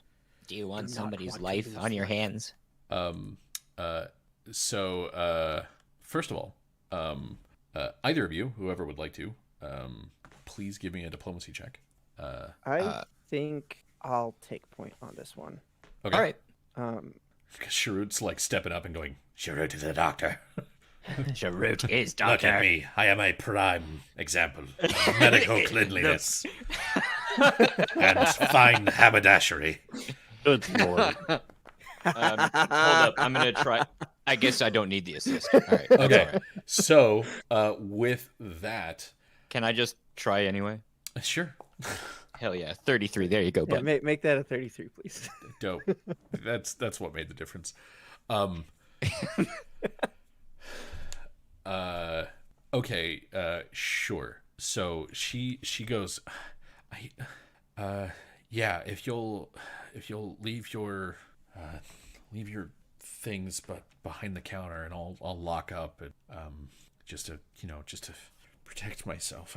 Oh, I totally understand your apprehension as he's pulling out knife after knife after knife. And she'll sure, does actually exactly just it. like unroll. She like just unrolls a strip of leather on the top of the counter, and you could just like lay them all in there. Yeah. And she'll look at you, Sharut, for the same sort of thing. Yeah, he'll does do as she asks. And Forsidna goes, no. And she goes, but they just said though that you. I mean, she is a Deneth guard, and that's kind of her thing. And Forsidna goes, I refuse to be disarmed, but if you wish it of me, I will, instead of accompanying the lot of you, wait outside. I will let you know if I see anything. Oh, okay. That works. And so Forsidna will sort of like go outside and just kind of stand there looking around. And yeah, the woman will take the bundle of crossbow and knives, because I think at this point Delene's carrying like 2 saps and 4 kukri. Or something like that. I have like so many different things. Yeah. So she takes the bundle and kind of like puts it in this cabinet and locks that, and then sort of like shows you. She goes, "This is the main showroom, but the main showroom doesn't go into the tailor shop or into the back rooms. We have to leave the showroom for that." So Oh, and she'll okay. she'll kind of like close this door over here, and then she moves, and she goes, "If you'll follow me, this is where we it's just where we keep some of the the spare product, especially the capes and the cloaks, because that's the thing that everybody seems to want. Is everybody wants a cape and a cloak. It keeps you warm, keeps you dry, that sort of thing. Yeah, any short capes? Yeah, we have a number of short capes, and if you want, we have a number of mantles for the taller races that would probably work as a short cape. It might drape a little bit, but we could trim it up, if that's what you wanted. And Okay. And Delian's trying to do this to kind of keep her at ease, keep her talking. She seems extremely nervous. She is like kind of just babbling and shaking, and just talking and talking the entire time. You're sort of walking around behind her. I don't want to.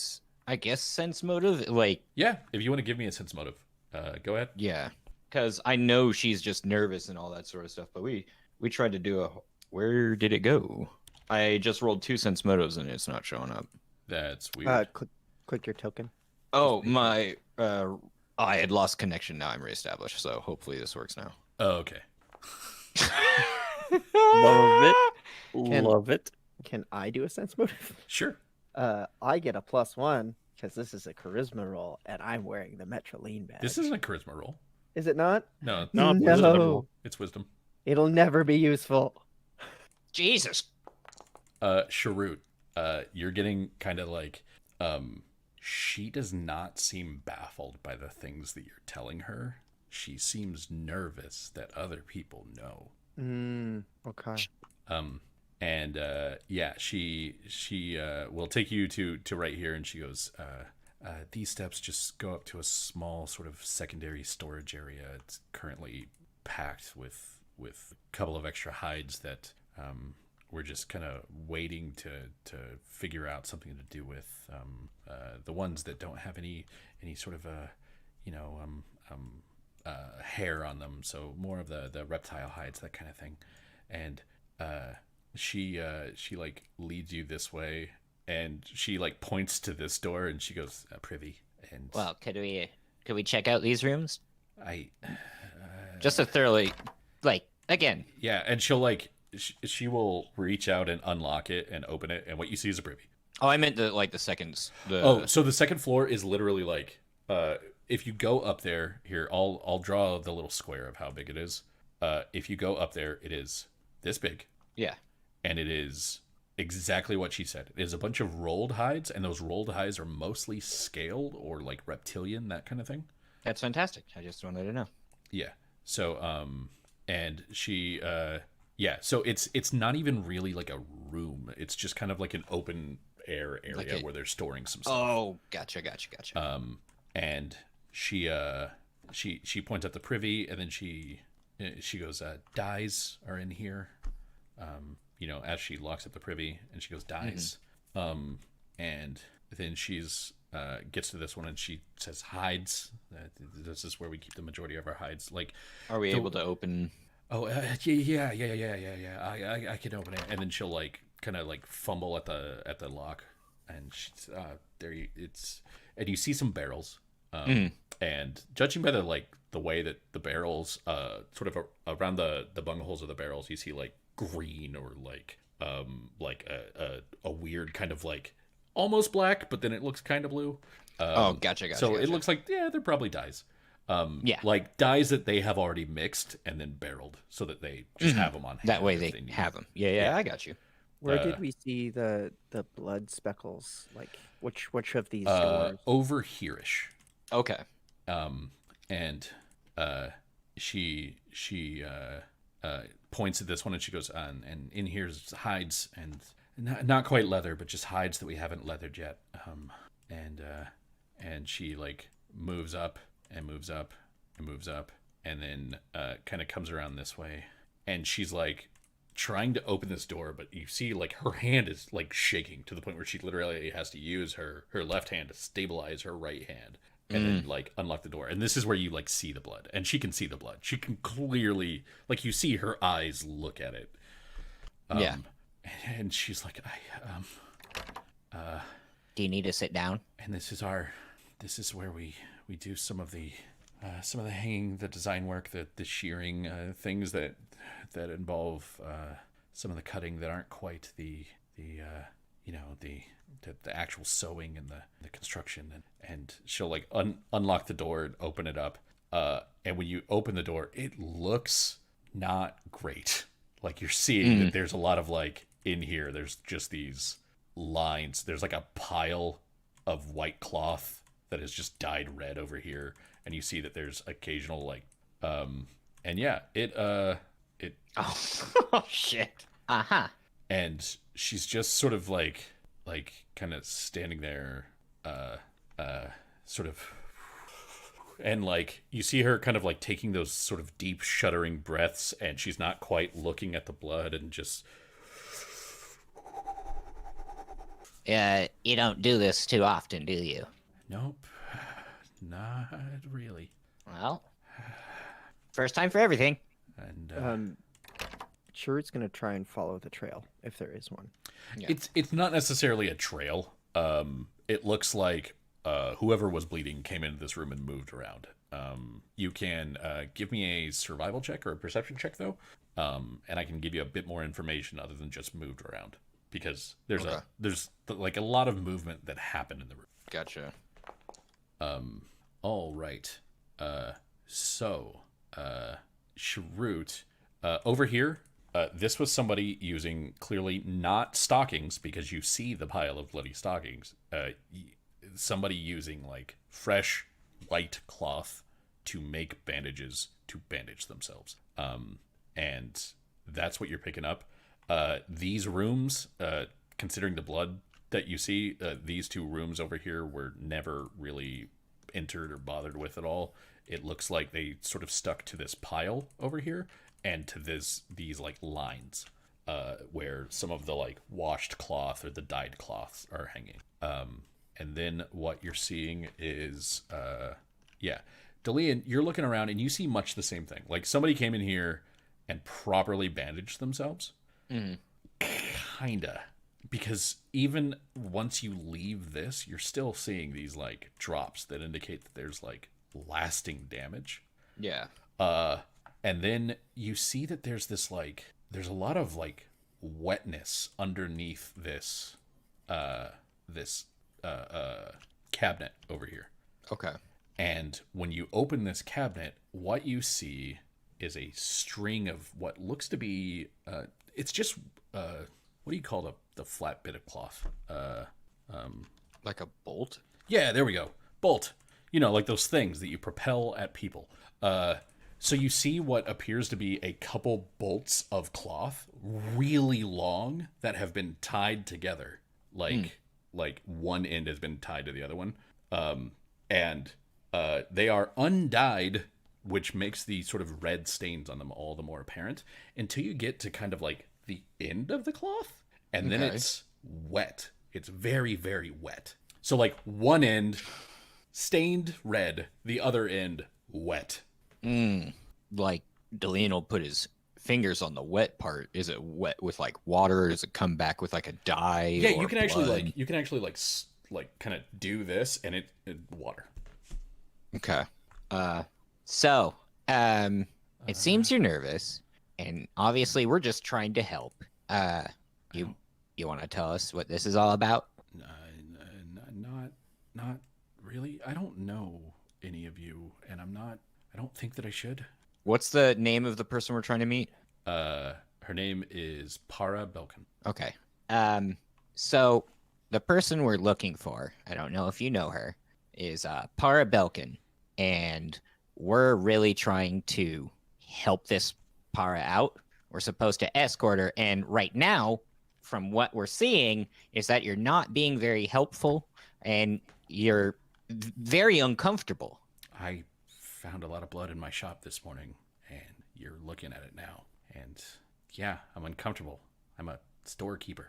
This is Okay. Did you see, is this all you found, or was there anything else? nope. This is it. Question. What's up? Are these white cloths? Yeah. Do they match the ones that I found on the body at the other house? So the ones that you found on the body at the other house, were like Were they actual bandages and not just the ones makeshift? that you found on the body were not actual bandages. They were makeshift bandages. Okay. Do these look like a similar material?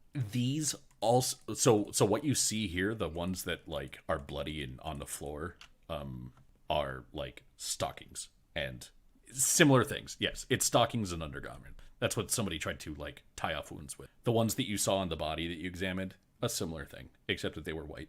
Okay. Can I do a heal check on the bolt to see if I can't get any more information from it? Or is that just kind of like that's all? That's I all we mean, know? what you see on the bolt is that it's bloody. Okay. Like it's a bolt of cloth. It's actually like 2 or 3 bolts of cloth, and it's sort of like you can see blood at one end and you can't see it at the other And then because the other end is wet. there's no like leading out sort of thing after that. It's just, this is it. Trail ends here sort of thing. That's sort of what you see. Yeah. Okay. Can I check this cabinet? Yeah. You check that cabinet. It is basically just some like already dyed bolts of cloth. Like you see lots of blues. So I will note, one of the things you see here is a complete lack of black. There is no black anywhere in here, which for New Seer is weird because a lot of people are still mourning the country 4 years later and they still wear black all the time. Gotcha. But you see no black. You see a lot of like other colors and a lot of green, because the like Syrian flag was green. But yeah, it's bolts of cloth. So that's what you're seeing. Trail ends here. Should be body. Sharut, no, you are understandably shaken, but any information would be much appreciated. To put matter into perspective, we were given this assignment by Orgev. And he'll produce the letter that Orgev sent to us. The letter said like to go meet him at the manor. Basically, yeah. Give me a diplomacy check with a plus 40 roll. Okay. And Delian, since you were already trying previously, you can roll an assist on that. Oh, wicked. Oh! I love that green color. Okay, let's go. Let's go.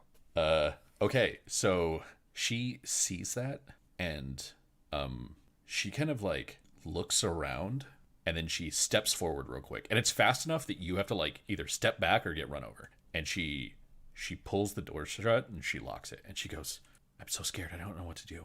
Yeah, we kind of gathered. Para told me never to talk to anybody.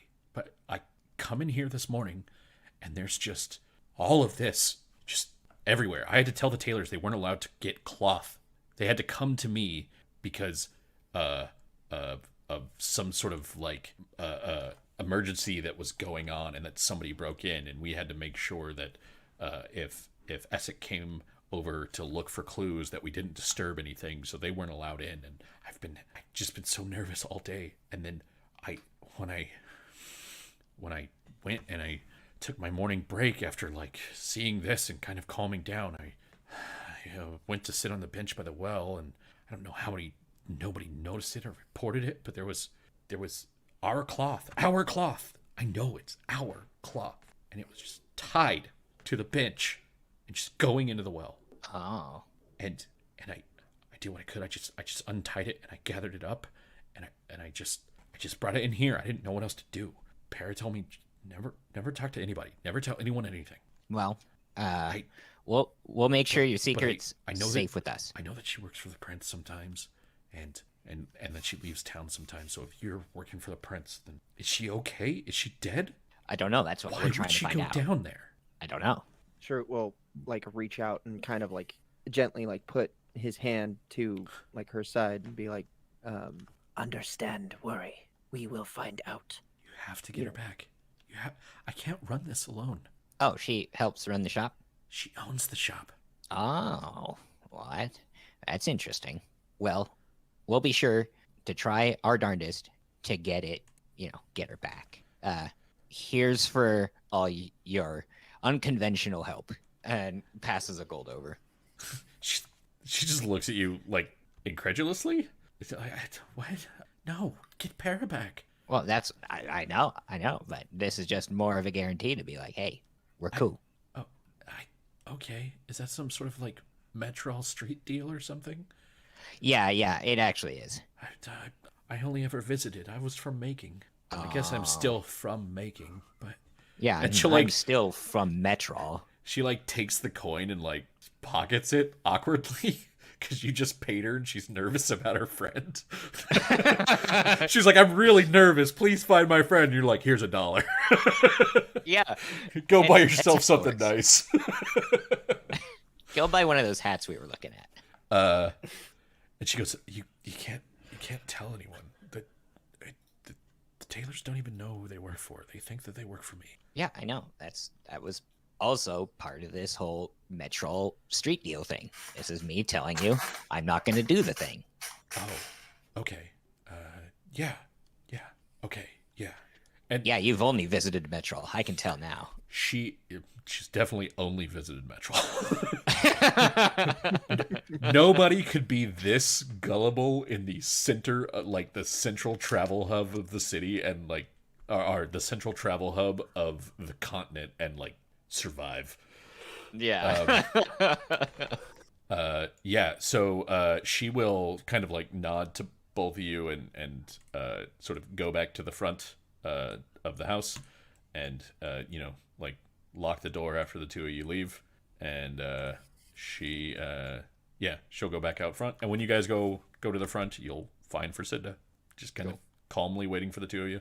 And I think that is where we will take a break. So let's come back in 15 at 10 o'clock, and we'll continue on from there. Sounds good. All right, we back. We are back. Sorry. I'll let everybody know that Justin was feeling a little under the weather, so we commend him for sticking it out with us for the first part of the night, but he's going to go. So I am now Muppeting Quintus. Standard Muppet rules apply. Really excitable. He's very excitable, and he goes, "Ah!" If we're doing since you're on camera, you have to actually like Quintus the Frog here, and no. The little like barking motion for a Muppet. yeah.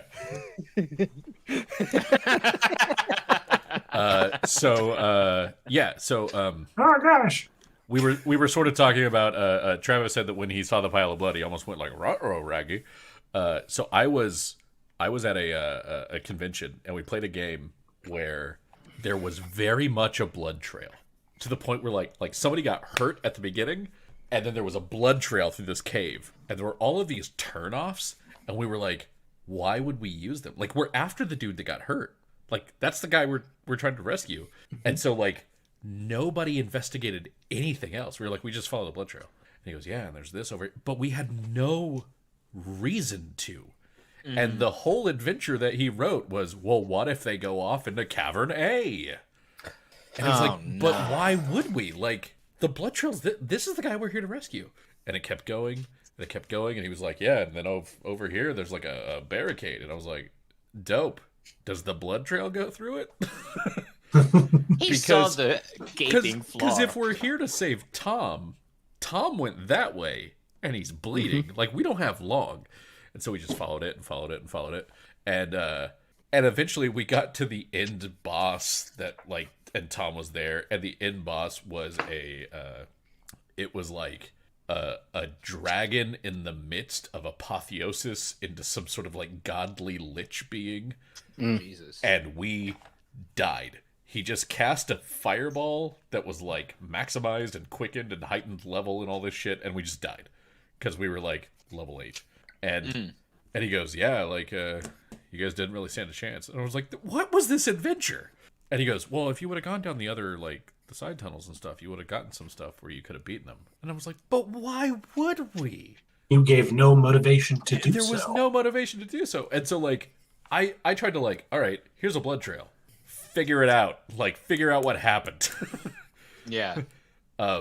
And yeah, because I always think that follow the blood trail type stuff, like like when you play The Witcher and you use Witcher senses, and it's like there's so much adventure. Follow this line. Yeah. We made the line glow so you don't get distracted. Yeah. I like how in Witcher 3, at least, if you start going off the beaten path too far, Geralt just straight like, I'm too old to go exploring, and just like turns around. It's great. Anyway, so we're back at the town. I'll put these guys off the map because they're not quite here right now. They're over at Bearskin. Yeah, Lumio and Dandarin.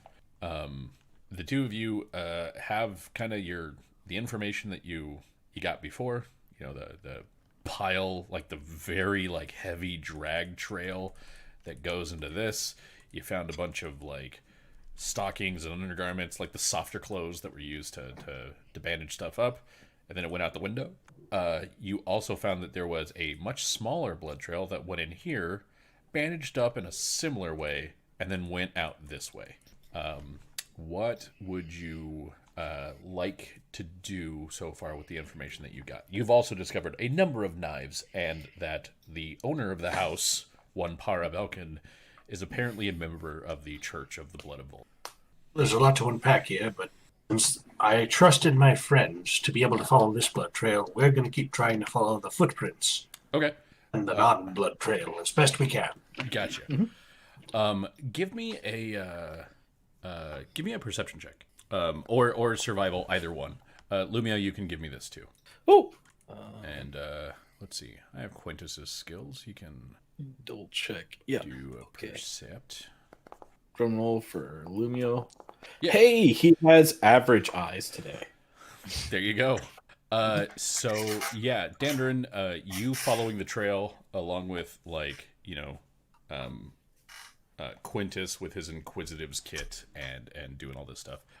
You guys go and follow the trail into the direction that it was kind of going, and when you get to the male changeling's body, Does it end at the male changeling? so that's the thing. As far as the footprints, there's only like 3. They come this way and they're pointed this way, but they don't keep going. But what you can do is, the body's wearing boots. You just check his boots. And so you check his boots and you kind of lift it up and you see that, yeah, there's some like a little bit of blood on him. And when you go over here and you compare the tread of the boot to the print that it left, you're like, oh yeah, this is clearly the boot that made this print. So Right. apparently That's an easy mystery solved. So this person went into this room, bandaged up, and then walked back out Got. and got. Damn. I wonder if this is her double. Bear with me, I'm having a parlor room moment here. I wonder if she was injured terribly. He injured himself and took her form. She slipped away. He pretended to be her with the same kind of injury, which is why he had to maul his own arm, because it looks self-inflicted, right? He's holding the knife that done it, according to Sharut. He is holding the knife that did it. Sharut didn't say anything about it being self-inflicted. Okay, He well, said that the blade matches the wounds and it's like very jagged. possibly self-inflicted, maybe not. Actually, can you give me a profession blacksmithing check? Sure. Because it does actually apply to this. Fucking yeah. Jesus. The reason that's ridiculous for anybody watching is because he just got a 41 on his profession blacksmith, and he's level 5. I don't think that number exists. 40s are things level 20 characters are supposed to aim for. Yeah. You're able to pick up a couple things, and this is because you've both seen the knives and you've seen the sheaths that they've been found in, right? Because like Sharut brought you the sheathed knife, and then he brought you a knife, and then Delian brought you a sheathed knife that he found in the bathroom. The knife that you found here, or that was found on this body, does not match the sheath that was on this body.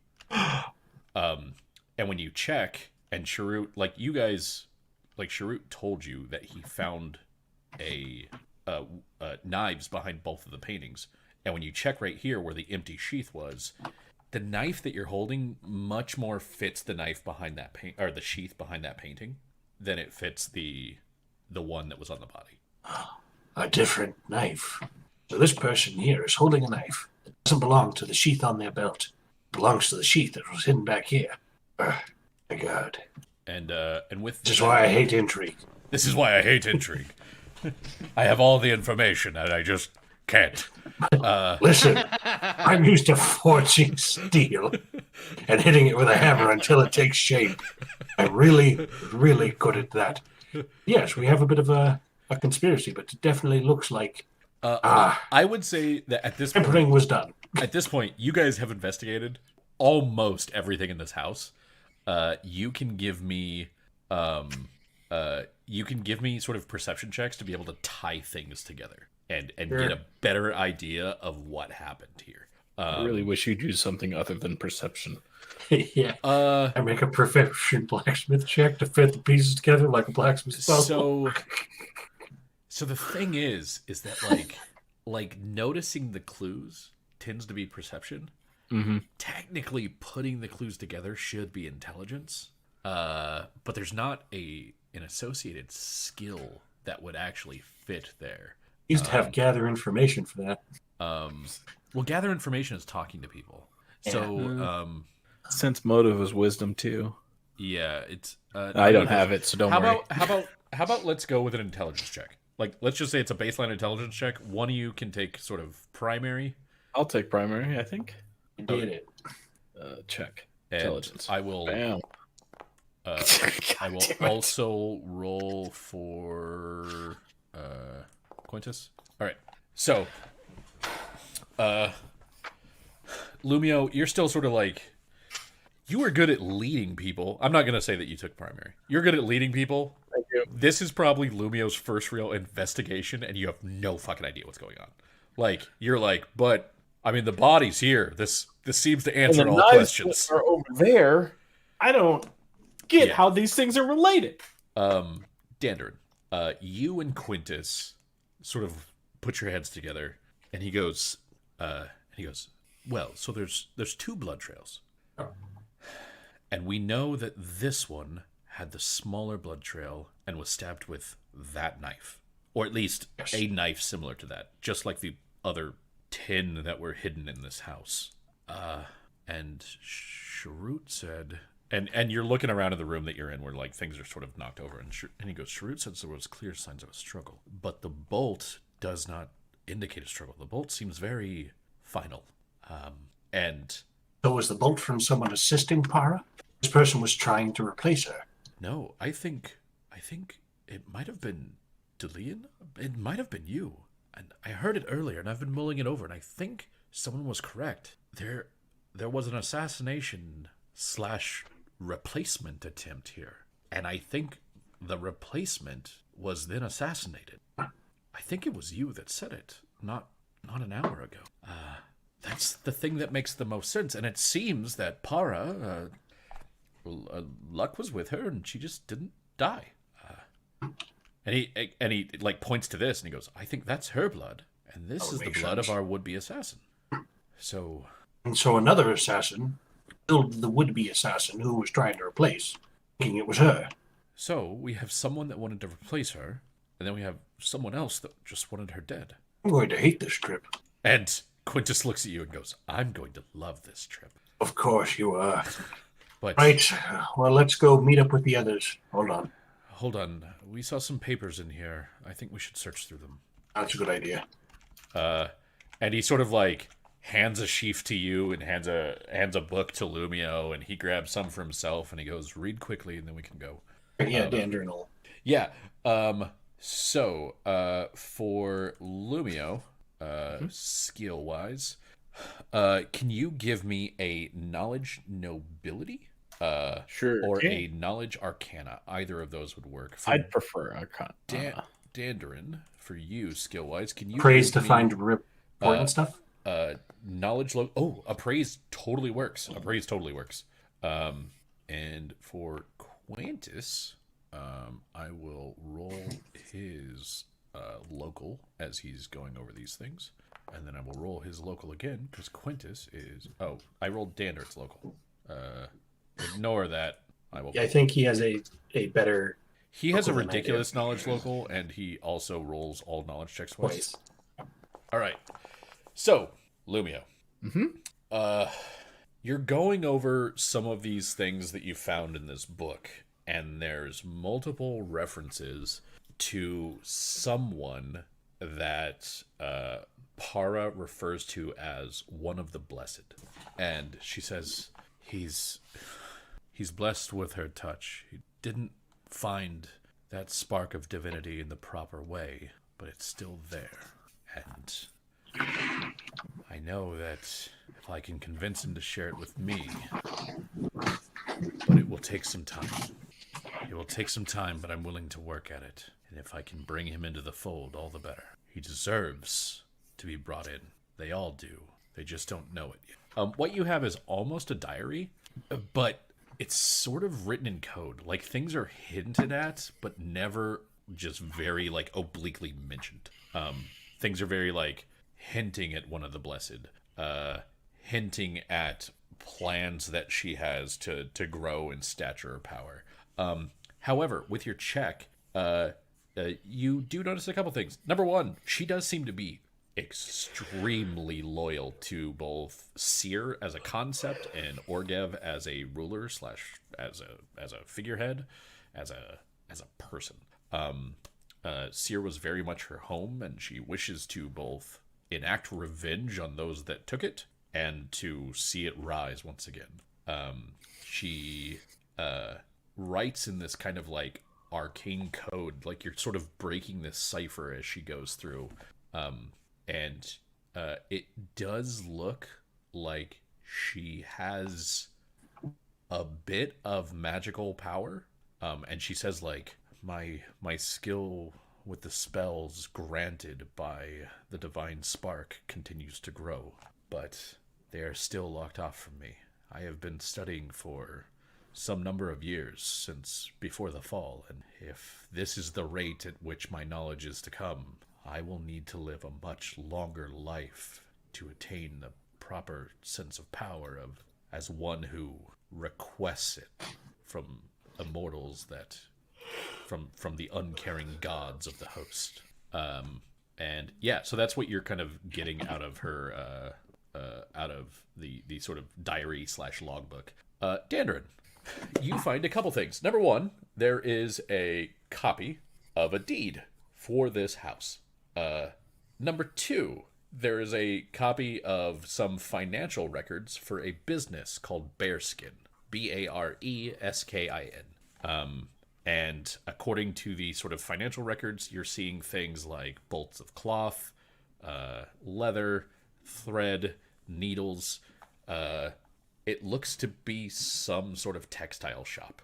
You also find the address for the shop, which is, considering the fact that it says Tolvin Circuit, fairly close by. Yeah, you also find... It's kind of hinted at. She doesn't list a monetary value. She apparently has come into a substantial amount of money recently. And she, Does the date for when she got the money correspond to roughly when she got the deed for the house? Not exactly, but like the date for the deed does correspond to a large chunk of the money going missing. Are like being spent. So okay, so she came into the money first at this house, it seems. Yeah, it seems like she came into the money and used part of it to buy this house. And you see a kind of general list of expenditures. So you're not, how can I put it? You're not exactly seeing a bank balance, as in like this is how much I have in my account. What you're seeing is more a list of like additions and subtractions. Of, like a ledger. Yeah. It's a checkbook without anybody putting the equals sign in to do the math. Like there's just a plus 1,000, minus 17, minus 22, minus this, plus 20,000, minus this, minus this, minus. But nobody ever totals anything up. And Quintus, looking over some of his stuff, goes, "This is interesting. Apparently Miss Belkin is the backer for a number of locally owned businesses, both in the Three Tents area, those that are still running out of tents and shacks, and in the Clawtown area. He also owns a few here in the circuit, at least this tailor shop, and share that information. One's close by. I think we should maybe find our friends and see what we can do there." And basically, as you guys go to like head out, the Team Tiny and Forsidna are sort of walking back to the house. So Sharut and Delian, you see Lumio, Quintus, and Dandarin all like leaving the house, with Quintus kind of shutting the door behind them. We know where she went. Oh, good. Yes, Dandarin suspects that she went to a local tailor shop. It seems to be a close business that she owned. Oh yeah. We just came there. We followed the trail. She took some linens from there. Apparently, those they know each other fairly well, and went down a well nearby. Imagine they know her very well. She owns the business. Oh, Right. Oh yeah. She went Now let's go down the well. down a well. Yep. That's Yes. what happened. Well, we can only assume that he knows something about the well that we don't. Okay. Also, Quintus here found that she owns several other businesses. Hmm. Now I've got in my head that there's a series of tunnels connecting all these different places underground from wells. Seems to be more of a silent backer, but yes, she's seems to be funding a lot of things. It's preposterous to have someone building halls and passageways underneath the town. Simply preposterous. And Quintus will look at you and go, "Yeah, crazy." Nobody would ever do that. The audacity. Says Absurd. the guy who's part of like some sort of weird thieves guild and probably doing that. Says the guy who is definitely doing that. Says the guy who's definitely doing that. Sharut confused. Tunnels efficient.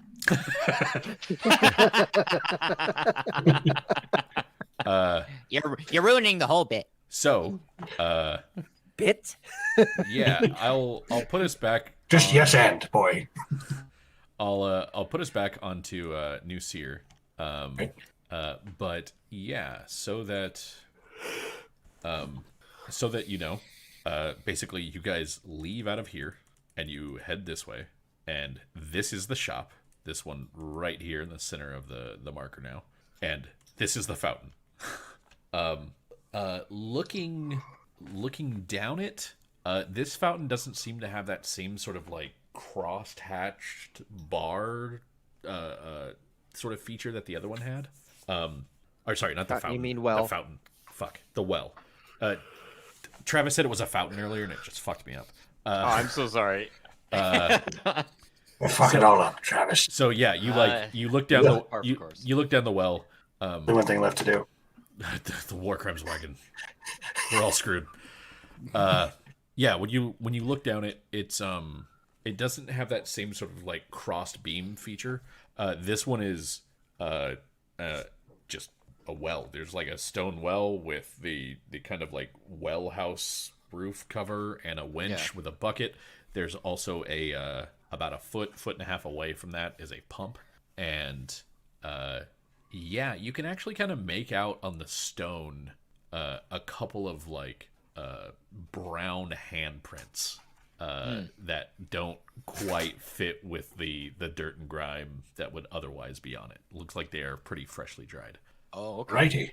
Oh, Andrin pulls out his climbing kit, set up to start rappelling down the well. Okay. So, can I get everybody to give me... actually, important question here, Eric. Are you knotting the rope? Well, not the rope to make it easier for everyone. Cool. Can I get from everybody a climbing check? I can immediately start watching Andy. Like, he's profusely sweating. Like, as is soon as not like, gonna be good. we're going down the well, it's just like... Actually, So- My new character. son of a bitch, Dandarin. Don't show me how it's done. Don't do So this to Dandarin me. gets his kit together, pulls out his You've chalk, and just stolen starts the like good ones. perfectly freaking. I imagine down. Dandarin says something that makes no sense, like, you guys can do it, it's all in the hips, and then he's just down the hole. Really, you just hold yourself up with your pinkies. Come on. Didn't we get like a ring of climbing? Yeah, I think that's still in Lumio's possession. Because why would he give that up? Yeah. Like- and it's not climbing; it's falling. I Cat just take fall or something minimum like damage die, or the minimum number on the damage die if I fail. Look, I'm not gonna lie. I'm probably gonna fall down this well. So, Shrewd will look down the well. If fall, you catch, yes? Dandarin will just hold up a thumb.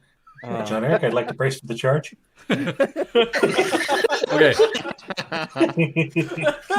so Dandarin, you Just start. pull out the fucking partition and just get ready. He's just holding the spike up like, technically it's not even attacking. He's just falling onto spikes. Yeah, I'm just giving them motivation to do their best. Okay, so I'm helping. I think I'm gonna have Lumio roll. Lumio, go. All right. First, I would like to see down there. So I'm going to use my spirit beacon to make a 500-foot pillar of light. That ends so that ends at the little roof thing. Yeah. Okay, so what you're saying is that you want to see down there by climbing into a blinding pillar of light. Yeah. You will not be able to see. It's a blinding pillar of light. Honestly, it's never helped me before. Shrewd will literally just hand him a hooded lantern. Take. There you go. But I have this hooded well. Even better. How about you yourself, Glow? So, like, and I Delia have makes to Lumio glow. assume if it's a pillar of blinding light that you can see from many hundreds of feet away, if you put it into a well and then climb into that pillar, you can't see shit. Yeah, I know. Meanwhile, I mean- Dandarin's down there. Ah! Ah! Lumio can't really see shit to begin with. Yeah. Yeah, my perception is real bad. Okay. So you have a so- hooded lantern. All right, here comes the. I have a hooded well. Here comes that climb check. All right. Show me potato. Oh, that's a 2. Woo-hoo-hoo! This is just so sad that it's constantly this. It's not even. Invest and climb. So wait, don't his wanna- AC's 10 right now, right? He's a So construct, you say. here's the thing. You fail. Shocker. However, Only we had predicted this fate. however, hold on. It's a knotted rope. I feel like he gets over the edge. He's got both hands on the rope squarely, and he says, "Don't worry, I've got this." And as he does that, boom, he does not have that. Oh my god. So basically you make no progress. What happens is that you start climbing down and you're just you don't fall. You're just okay. you're just not able to like properly climb. It's a knotted rope. One knot at a time, Dandarin. One knot at a time. So and you're Right, holding it starting up. at 0. You're holding it up because you're at the top. I'm head and shoulders above the well. Yeah. So I need you to roll again. I It's got it this time. it's like that person who's afraid to go on the like water slide and is just holding up the line. Mm-hmm. Okay. You start making progress down. Huh? It's not fast, but you start making progress. You do reach a point where you are like not that far above Dandarin. All right. Delian, would you like to roll? Yeah. I was trying to think of a clever way to get down, but I'm I just mean- launching myself down. I have an idea, but I don't know if it'll help. What? Dillian just stands at the top of the well and swantons in. This is a well with a proper roof, right? So Sharut's got 50 feet of rope. Could he? You have a basic- rope. No, Yeah. what I'm saying is, could he like use the roof of the well as like I guess like an anchor point, put the other end of the rope down to the bottom of the well, and then make like a harness. God, Would that give us an additional bonus? No. Okay, just thought I'd ask. I know that we have You're trying to ropes. make a pulley. I know that we have ropes, but can I tie myself to this building so I don't fall down the well? Whee! All right. Delian, you start moving down. Sharut, can I get a roll from you as well? It's a +3. It's Or- your climb skill, whatever your climb skill is. Wait, Andrew gets a for- +2 because he has a climbing kit. For the knotted rope. No, Or is there knotted no rope bonus? doesn't give you a bonus. Okay, sorry. Just makes the DC much easier. Yeah. Okay. So you guys go down a bit, and you're climbing and you're climbing. And you're just sitting down the hole, and you are going a good 10 and then 20 and then 30 and then 40 feet, and then you reach a point. Dandern, you of course reach it first because you went down first, where you are going to it opens up, and then you just have a knotted rope that's just kind of dangling and swaying, right? And you can faintly, so number one, you guys can all hear the water. It's not rushing, it's not like there's rapids below you, but you can all hear the water. And Dandrid, you can actually see the water. It's kind of just at the edge of your dark vision. Right. And you can see it below you moving. Yeah, can you give me another climb check, please? The DC is going to basically go up because now you guys don't have the wall to brace yourself against as you're going down. Oh, that's right. What happened because Oh my god. I'll just forgot because I'm not wielding the shield. I don't technically take the AC, the armor check penalty for the shield. Correct? Because it's a shield. Yes, you don't take the armor check penalty for the shield unless you're using it as a shield. Then You don't take it because just it's on my back because I'm climbing. yeah, you don't take it just for carrying it. You still take the armor check penalty for whatever armor you're wearing. Which for me is 0, which is the only armor check penalty I have, which was applying was for my shield. Okay, The cool. tower shield has a 10, and I've only reduced that down to so much. So Okay, you're doing just fine. You're about halfway down from where you were. This well goes down in a fairly deep reservoir. that's good. And It's good to have a deep reservoir. well, so it's going to be a deep reservoir if it's all water. This is basically just going into a cave. Like you're not in the water yet. Lumio, you seem to be next to the line. Can I get a roll from you? You're muted, bud. And you're trucking along. You're doing Lumio things, which apparently is not falling.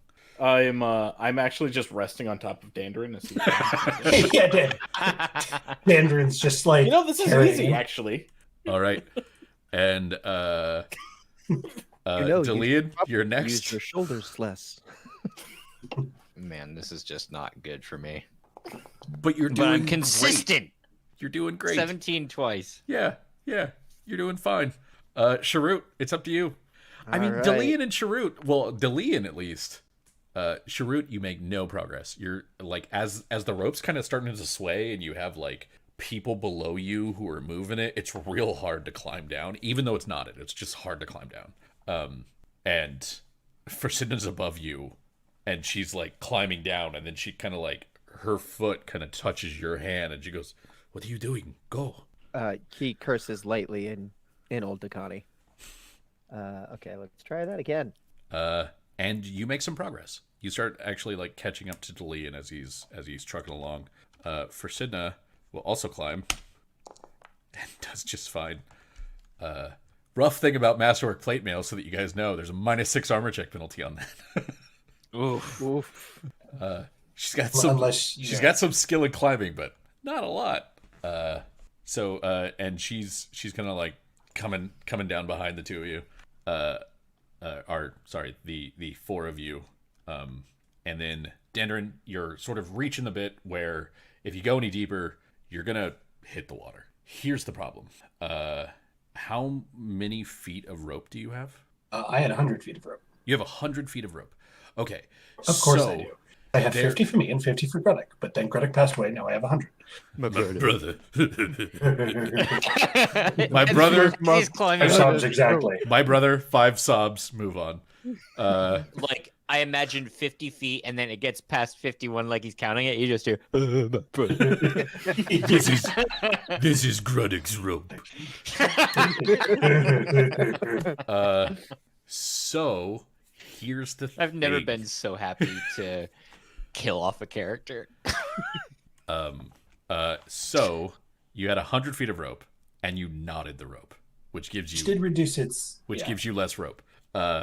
So you reach a point where you're kind of at the end of the rope, and you still have a good 30 feet to go until you get to the water. Root, toss me your rope.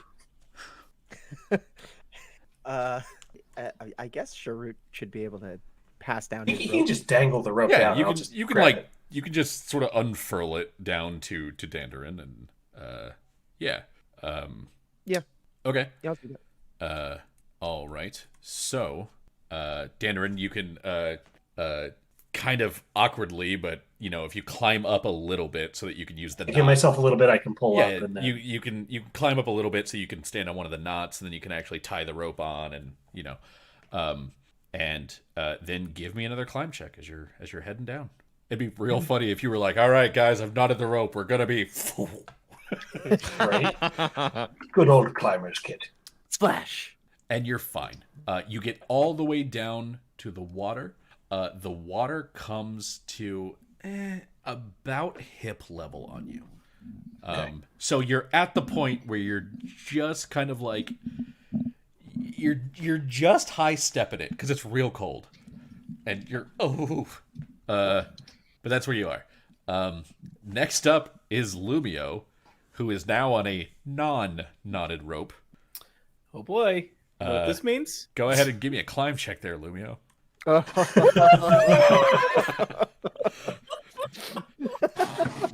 right. All right, so as declared, I've braced for the charge now that I've reached these the bottom. rolls, son. Here's the thing. Normally it's a d6 per 5 feet, per 10 feet that you fall. However, you are falling into some water, so I'm going to soften that a little bit. And with the ring, doesn't he take min damage anyway? Oh yeah. Do you? So which ring is that? Was that the Ring of Cat's Grace or something like that, or Ring of Catfall? He has like the catfall boots or something. Yeah, the catfall boots. Okay, so what you take is 2 damage. You hit the ground like superhero pose, and you're fine. I've been doing this a long time. Okay, Delian, you're next. All right. I have to admit, Lumio just fell. That probably jostled the rope a bit. Yeah, that's what we'll blame it on. So, you there, Delian, will take 7 damage. Unfortunate. So the thing is that for you, it's kind of probably a little like double unfortunate because you try to like, oh god, like do I cradle my fall? Like what do I do? Nobody. Actually, Lumio's below you, so he has light. You can see how far you're falling. You're falling 30 feet into what to them is kind of like thigh. Well, to Lumio is a thigh deep, and to Dandarin is hip deep, and to you will come up to like the mid chest kind of level, and you just slam into the water, and then through the water and into the rock a little bit. You take a little bit. Okay, so that's fine because I was like maybe Delian could have like grappling hooked away, but. We're just gonna say he took the damage. Pulls a Deep Rock Galactic and draws himself faster to the rocks, and he's fine. You know what? I would. No, wait, because you have to have your bow in hand for that. Because it's. But I do have hook and pulley. I don't know. That wouldn't actually work. Yeah. Because the hook and pulley pulls things to you, and the other one pulls you to it. Yeah. There's a brief moment where Lumio puts his arms out to catch you, but then goes the exact wrong way to do so, and you just it's fall the right behind behind him. Hooray! All right, and All right, Sharut. 7 damage. I think like hearing the smacks against the water is just causing Sharut to just kind of clutch the rope a little bit tighter. Dandarin's just like disappointed. Not angry, he's just disappointed. Hey. So you don't fail, you just don't make progress. You reach you reach a point where you have run out of knotted rope. Okay. All right, Um, well let's roll it again. Here's the thing. Now you fall. Yeah, I kind of figured. And you take 8 damage. After that, Frasidna will not fall, but not make progress, and then make progress. And then we have the boy. What happens to the boy? What do you mean, the boy? I mean, Quintus. Oh. So Quintus is not good at the old climb. I'm sure everyone's real surprised by this. Quintus will do okay for the first bit, do okay for the second bit, and then and then Feels good. plummet and just fall right next to everyone else that fell. So Dandrin, you and Fersinda kind of you climb down, and then there's whop whop whop whop, and then like Fersinda climbs down, and then there's whop. Danner is just going to walk over to Frasidna. He's going to be like, I just want everyone to know, the two people in full plate mail climbed this successfully. But we're gonna do some boot camp. I believe you guys can get there. A little bit of practice. Good job, Frasidna. You see size of He'll give Frasidna the pat. And I will put Good you job. all on the map so you can see sort of where you are. It is very dark, but Lumio has a lantern, so I will move. Lumio is now a lantern. I Delian casts glow on Lumio. You're the worst, but the best. I appreciate this. All right, hold on. Let me make Lumio radiant. I will make you How big is your glow that you cast on Lumio? I thought it was 30. Well, I think it's resplendent, so it has to be the largest possible, doesn't it? I will make you resplendent. Where is it? Standard action, cause your glow. It is 20 feet. 20 feet of bright light? Is that what it Yeah, says? object you cause to glow, shedding normal light to 20 feet and increasing the light level by 1 step to a maximum for normal 20 feet beyond this. I Okay. can reduce the light as a free action. So you got 40 feet of dim light, and you've got 20 feet of bright light. Update Lumio. Lumio, you are glowing. This does not allow you all to see much. As a standard action, I can cause one of my glow effects within medium range to shed bright light. That's part of the same standard. It produces bright light for 30 plus 5 per 2 caster levels and increases the light level by 1 step for a maximum of normal for 30 plus 5 feet. For 2. So 30 plus 5 for 2 caster levels of bright light. Your caster level 5 or 4? 4, I believe. Okay. So Lumio, you now have that's 40 feet of bright light and 80 feet of dim light. All right. I believe that's enough, Lumio, that you can actually see that there's like walls over here and over here, and there's some rocks. You are in water that is moving this away. This away being, if you had to give it a direction, it's sort of like northwesterly. I might not be connected. Hold on. Yeah, I'm doing that too. It looks like I have Eric and Noah. Well, now I just have Noah in here. I reloaded because I wasn't seeing an update. Okay. Yeah, I'm not either. I was still in New Seer, and I was like, that's odd. it's loading now. It's just taking a while. Oh, there we go. It shows that I am still in New Seer. I have Did Brent come activated. back? I have activated the cave, so Okay. everybody I'm in it should now, be able to see. so- I am in it. Not share. I don't have vision, but I'm in it. How do you I- not have vision? I can see me. Not. Why? Hold Would on. like to be with everybody. No technical difficulties. I mean, this is all a bunch of Muka Shaka Baka. Muka Shaka Baka. I'll reload one more time. I can see now. So this is not the way it should be, though. So Okay. hold on. Now I'm seeing cave below. There we go. I've got to figure this shit out because I can't just give you global vision because then you can see the whole map. Yeah. I'm still zoomed in, so I didn't look everywhere. While you figure that out, it makes sense for me to do healing now, just because the temporary hit points. It does go not. over. Not at all. Sorry, it really doesn't at the moment. Give me a second, and I will get back to you. Yeah. I've got to figure out why it's not showing you guys your actual We'll because be right back. Lumio is right next to you, and if I click him, Lumio can see all of you, and he's emitting light. And if I click Delian can only see himself. Yeah. Token has vision. Did that help? If you're working on me, no. Do you think I should reload again? Oh, there we go. No, Um, that's not it either. No. I don't It's, know what the fuck is going on.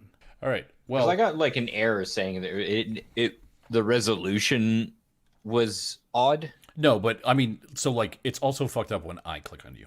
Oh, okay. Yeah, like if I click on you, I'm seeing exactly what you see because I see what the token sees. I gotcha. And it's messed up, and I'm tired of this messing up because vision shouldn't be this fucking complicated. Yeah. So it is in a sort of annoying step to end on, but I think that we're going to end on this because I can't fix this and I can't show you guys stuff and it sucks. So That's all right. How about we end here and we'll pick it up next week with all of you having gone into the well and sort of moving on, trying to figure out what's going on. Cool. That sounds good. All right. Well, then, thank you, Jams and Jelly Spoons, and we will see you all next week. Goodbye. Bye bye.